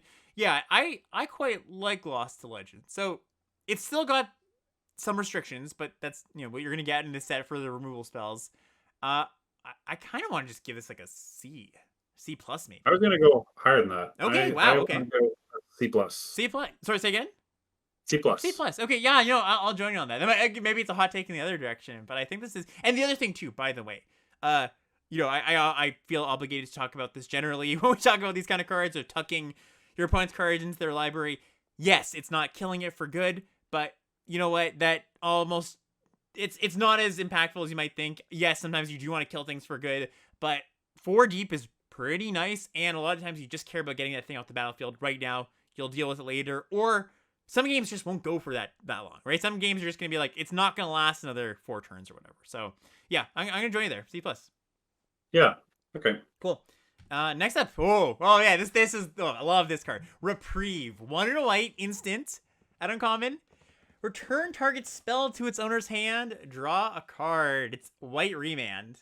Yeah, it's actually better than remand in most cases. In the cases where it matters. I think if you haven't played with remand before, you might not be able to quite grok just how good this effect is. Right. Let's just give some use cases. Okay, so you pass the turn on turn 2, your opponent plays a 2-drop. You get to bounce their 2-drop, draw a card. That's a great, effectively bounce their 2-drop, draw a card. They don't get an ETB as well. That's a great use of that, just your turn. If you were to have a 2-minute bounce spell that just bounced their 2-drop and drew a card, you'd play that card a lot. But then later in the game, when they're casting a 5-drop or a 4-drop, the tempo swing on this is just ridiculously high, right? You're just bouncing one of those things for 2 mana, drawing a card. Also, some of the time, they'll be casting a card that is critical for them to be casting at the right time. A combat trick where they had just enough mana to be able to cast that card. They can't recast it. Or, in rare cases, a counter spell. It's so flexible. It's such a great tempo card. I think Reprieve is going to be like a B. I could even see a B+, but really fantastic card. Yeah, I had it as a B. Even if they can recast the card immediately, in the late game, and you just cast it. Yep. You might even still be coming ahead on they pay 3, they have 8 lands out. You reprieve it, they have to recast it. You're still coming out ahead on mana, and you've cycled it. It's such a good card. Yeah, and even there's very few cards in Magic that are really good, or sometimes better, but some may not be better on the draw, but quite good on the draw. This card's quite good on the draw, right? They play their 3-drop for 2 mana, you reprieve it, you untap, play your 3-drop. That's just such a swing. So yeah, I like B for reprieve. Okay. Sweet. What do we have next? Next we have Samwise the Stout-Hearted. 1 and a white for a 2/1 legendary halfling peasant. Samwise has flash, and when he enters the battlefield, choose up to 1 target permanent card in your graveyard that was put there from the battlefield this turn. Return it to your hand, then the ring tempts you. Yeah, this is a solid little card. I think quite often you're going to get value off this. Just give me a 2-1 that it's kind of 2-1 Gravedigger. You trade off in combat. The ring tempting you is cool too. Yeah, I would be pretty high on this card. I'm going to give this one a B minus. Yeah, I think like even so a 2-1 flash with like either part of that second text box Mm-hmm. would like either just having it tempt you or just bringing back something from your graveyard would still be a good card, I think. Yeah, yeah, I think it's very, very true. And worth noting for this card, you do need to return something for the ring to tempt you, right? Unless No, it. you don't. No, Oh, it's up to one. oh, true. Wow, thank you. Yeah, up to 1. Yeah, yeah, totally. No, Yeah. I'm wrong. I'm selling this card even shorter. Okay, yeah, this is nice. I'm gonna go B minus on this one actually. B minus. Yeah. Yeah, I'm just gonna give it a B. Okay, cool. Yeah, awesome. Sweet card. Samwise. Oh, next. White's actually got some banger commons now that we're going through them. Next up is Shire Sheriff. This is 1 and a white for a 2/2 Vigilance Halfling Soldier. When Shire Sheriff enters the battlefield, you may sacrifice a token. When you do, exile target creature an opponent controls until a Shire Sheriff leaves the battlefield. Yeah, and worth noting, this is one of there's very few uncommons and rares that are not legendary, and this is one of them. Right. Yeah. That's it's a good one too. So It's like not mentioning that just because of the fact that legendary things matter, but also like there's going to be times when you have the opportunity to get like 2 or 3 of these uncommons, mhm, and there's going to be spots where like you're just that's true. holding 2 of the same legends in your hand. So Yeah. this not being legendary, like sometimes it'll be a disadvantage, but sometimes it'll be an advantage too. So the thing too is we saw with that 3 mana pacifism removal spell variant where from a design perspective, they said, okay, we don't want to really nerf the amass cards. You know, your opponent make a 5/5 amass creature. We're gonna give some insulation so they're not just screwed on that. This doesn't have that. You can just exile their 5/5 amass token, and they're just out of luck. You know, we saw this with a few cards in the past few sets. That the same thing. When you get to nab a token with these white enter the battlefield, exile something until it leaves, you just feel so good about it. Yeah, you know, you're gonna have to sometimes just you sack a real token, or but that's okay. You know, you're gonna be happy with that exchange so much of the time. I think Shire Sheriff's gonna be a B plus. A B plus. Yeah. I am not as high on it as you are, I think, for this one. Okay. Just because there's like a setup cost, right? Like Sure. there's not that much amass in white if there is any at all. Mm-hmm. So you have to sacrifice a food, Mm-hmm. and food are not like you don't just always have a food. That's true. No, totally. But I also think, when we're pairing it with pretty much any other color, I think you're going to have access to tokens that are other than food, right? Like black has the amass, blue has amass. I mean, red has some amass too. Red's also got like other token makers. So I agree. It's not free. It's not free. But I think you're going to have this be on, or the ability to sacrifice a token quite often. I guess sometimes, yeah, it's going to be 2/2, but. Even when you do though, like if you're the like best case scenario is you cast this, you sacrifice your food, you take their like 4/4 amass token, and you're like, I did it. Yeah. Right? Like this is amazing. Yeah.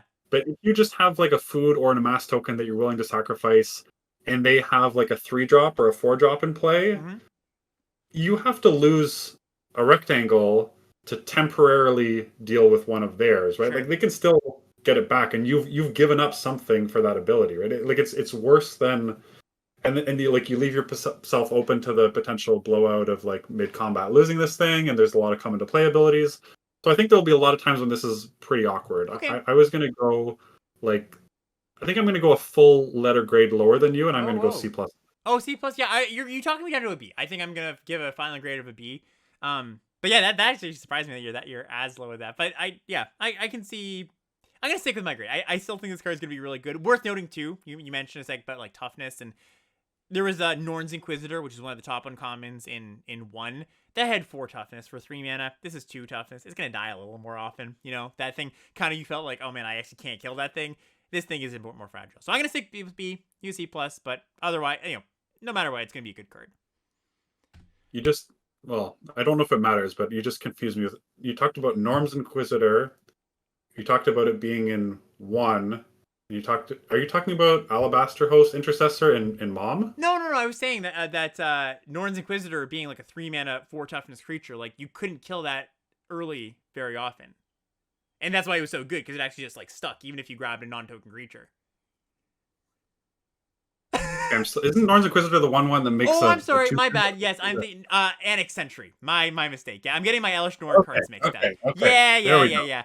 Yeah. Everybody chat's getting at me. Yes, my mistake. I see where I've gone awry. Okay, Next yeah. card. Well, we'll edit this part out. Yeah, but yeah, you confused the heck out of me there And too. chat So too. My apologies to everybody. Sorry if I made you swerve off the road while you're listening to this. I mean, you Next talked up. about Northern Inquisitor being one of the best uncommons in the set, and I was like, I'm with you. Yeah, But then I didn't. I lost all the but rest I of don't it. see where you're going with this, Alex. Let's just move on. Aowen, Lady of Rohan. This is 2 and a white for a 2/4 legendary creature, human noble. At the beginning of combat on your turn, target creature gains your choice of first strike or vigilance until end of turn. If that creature is equipped, it gains first strike and vigilance instead. And equip abilities you activate cost 1 less to activate. Yeah. So we haven't seen a ton of great equipment, right? There's like the short sword, and then there's the one that equips humans, which this is a human, worth noting. Um, but again, it's like a 2/4 for 3, and it has upside, and it's a legend, and it's a human, and like I can see myself playing this without too much disappointment about it. Yeah, I think even just going, 2 mana. There's that 3/1 creature that we saw a few minutes ago. Going 2 mana 3/1 into this, give it first strike. Like that's a pretty nice curve. Just just get that thing's gonna get in pretty much scot free for a few turns. So yeah, I think probably a B C plus for Awen. Yeah, sure. I'll join you on C+. A1 is it actually? I think it's A1. Yoin, I think. Awen. All right. I think it's Yoin, All right. but What do we have? Eowyn, maybe Eowyn. Awen. All right. Yeah. Awen. What do we have next? Next, we have Rosy Cotton of South Lane. 2 and a white for a 1/1 legendary halfling peasant. When Rosy Cotton of South Lane enters the battlefield, create a food token. And whenever you create a token, so of any kind, put a +1/+1 counter on target creature you control other than Rosy. Ooh. So not a great baseline. It's just like 3 mana 1/1, but you're coming along with a counter for, so you get to put like a counter on your 2-drop. And we've been just talking about tokens, and this isn't like a once per turn ability either. So you can kind of go ham. Huh. Well, yeah, like it's normally going to be 2/2 worth of stats and a food token with like potential to do even more, right? Yeah. Yeah. I think that's quite good. Yeah, this is a sweet one. It definitely has like a little bit of, well, I was gonna say it has a little bit of build around to it, but if you're just putting a counter on something, getting a 1/1 and making a food, like that's a lot just for your 3 mana. And it goes up from there. Yeah, this is a cool one. I think this is probably gonna be a I was gonna say my gut said C plus, but it might even be a little bit higher than that. Yeah, I was gonna go C plus. Okay, yeah.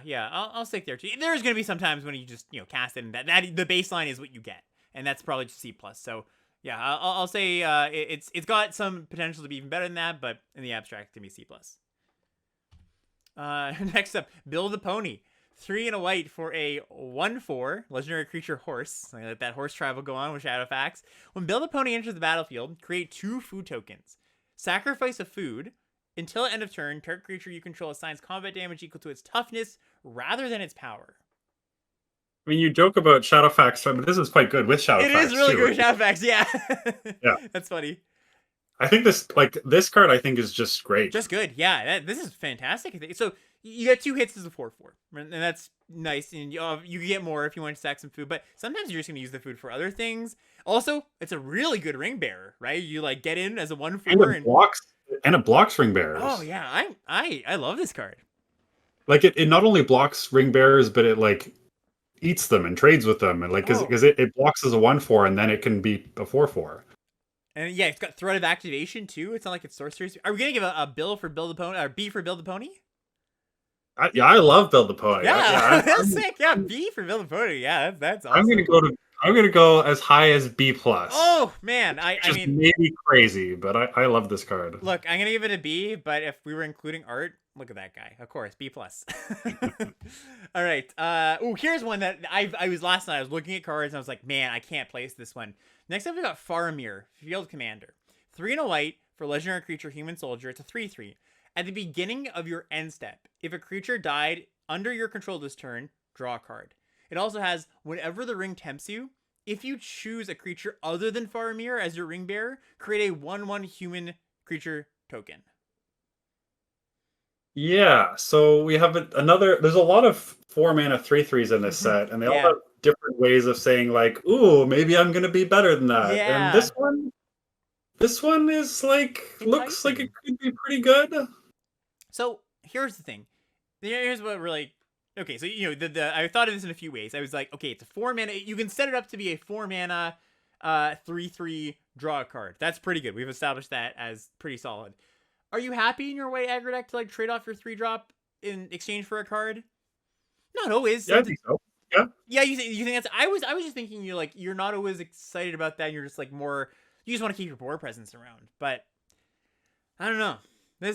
I'm leaning more towards this. Like I was leaning last night towards more. This card is not great rather than quite good because I think this is the kind of card you look at and you're like, wow, it's got so much going on, but it plays out a little bit worse in practice.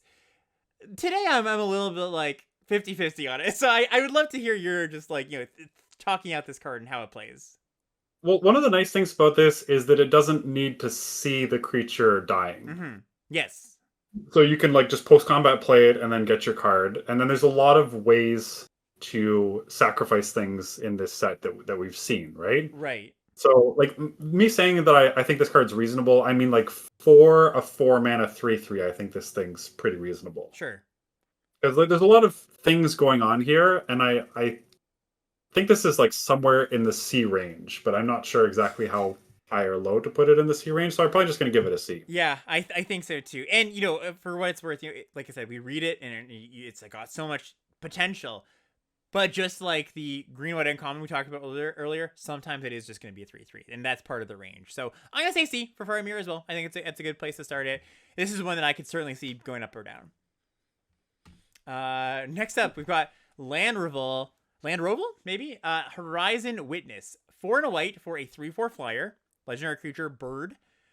Flying. Whenever 2 or more creatures you control attack a player, target attacking creature without flying gains flying until end of turn. So it's kind of a variant of these creatures we've seen before. Usually they're 3 mana 1/3s or 3 mana 2/2s. Jump something else when it attacks. So 5 mana 3/4 flyer that can jump something. Yeah, it's like a cute way of making the Pegasus text that we usually see slightly better because it can effectively have haste. Right? Oh yes, that's true. Yep, I didn't notice that. Yeah. If it attacks with one other thing, then that's 2 creatures. The other thing gets flying. You're just jumping that. But you can just play this and attack with 2 creatures, and then give one of them flying right away. Yeah, so it's kind of got into the battlefield effect too. Okay, yeah, in 5 mana 3/4 flyers, there was a stat line that sometimes is just not good enough, and sometimes like, oh, it's pretty good in this format. So yeah, I think I'm gonna give Landroval a C+. Yeah, I could see this card coming down, and like every time my opponent casts this, I'm just like, oh my god, like I'm just gonna die. I can't win anymore. Right? Yeah, because it blocks reasonably well, and then it just like it attacks for 3 plus some amount of damage, and I think this is gonna end a lot of games. Yep, me too. You on C+ as well? Yep, I'm on C+ too. Cool. We've got sagas are in this set. Tale of Tunavale, 3 white for a saga. First chapter. Target creature you control gains indestructible for long as you control the saga.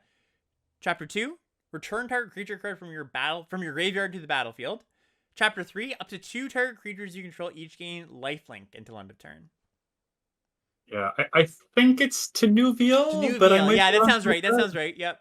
Yeah, it's been a while since I haven't brushed up on my knowledge for this, unfortunately. But this one's one that I found really hard to evaluate. Yeah, it's a tricky one. Because like your first ability is stopping you from trading, and your second ability is like, man, I wish I had traded. Yeah, and then the third ability, your creature doesn't have indestructible anymore, so like it's not always going to have an attack. True. Yeah, it's kind of tough because the chapter 2 and chapter 3 are the better of the bunch. In chapter 2, it's a full card's worth of value. The lifelink is going to be relevant. 5 mana to do like it's not nothing when you cast it, but it's also not great. It's gonna be hard. Yeah, it's a tough pill to swallow. Yeah, my gut says this card's bad. Yes, me too. Okay. Yeah, I think I'm gonna go like a D plus. That's almost maybe hedging because it could be good. Like it's either gonna be like a D or better than that, like a C something. So I think I'm gonna start D plus. Again, it's a little bit of a head grade, but I do think the fact that it's 5 whole mana, the first chapter it does something, but it's not like huge impact. And that second chapter, we were talking about reanimation. Sometimes you just don't have anything great to reanimate. You reanimate a 2-drop, and it's like, okay, sure.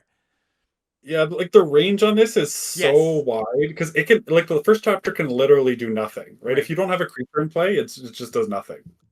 Yeah, I think And the second chapter can be insane if you've like land cycled something big. Like so, yeah. So D plus seems like a safe way to say it's probably a bad card, but it could be good if all the stars align. Yeah, and look, the perfect example of the words, not the grade. Okay, so that's white. Just before we move on to blue, just quick summary of I think what white is doing as a color. Pretty darn aggressive, right? There's not a ton of cards that help the kind of like a white controlling plan that we might see, which is good for the color. It's good that the cards mostly all play the same way. I think one of white's strengths that it has a lot of maybe not over the top, but playable in solid 2-drops, and also a bunch of uncommons that we were quite happy about. There weren't many uncommons that we were like, that's like a weird build around or a weird, kind of card that heads finicky. Yeah, there's some setup to them, but a lot of them, we gave a lot of Bs. So I do like white. Last time, by the way, one of the small criticisms of a sea of compliments of our set review is, of course, we got black wrong. Right?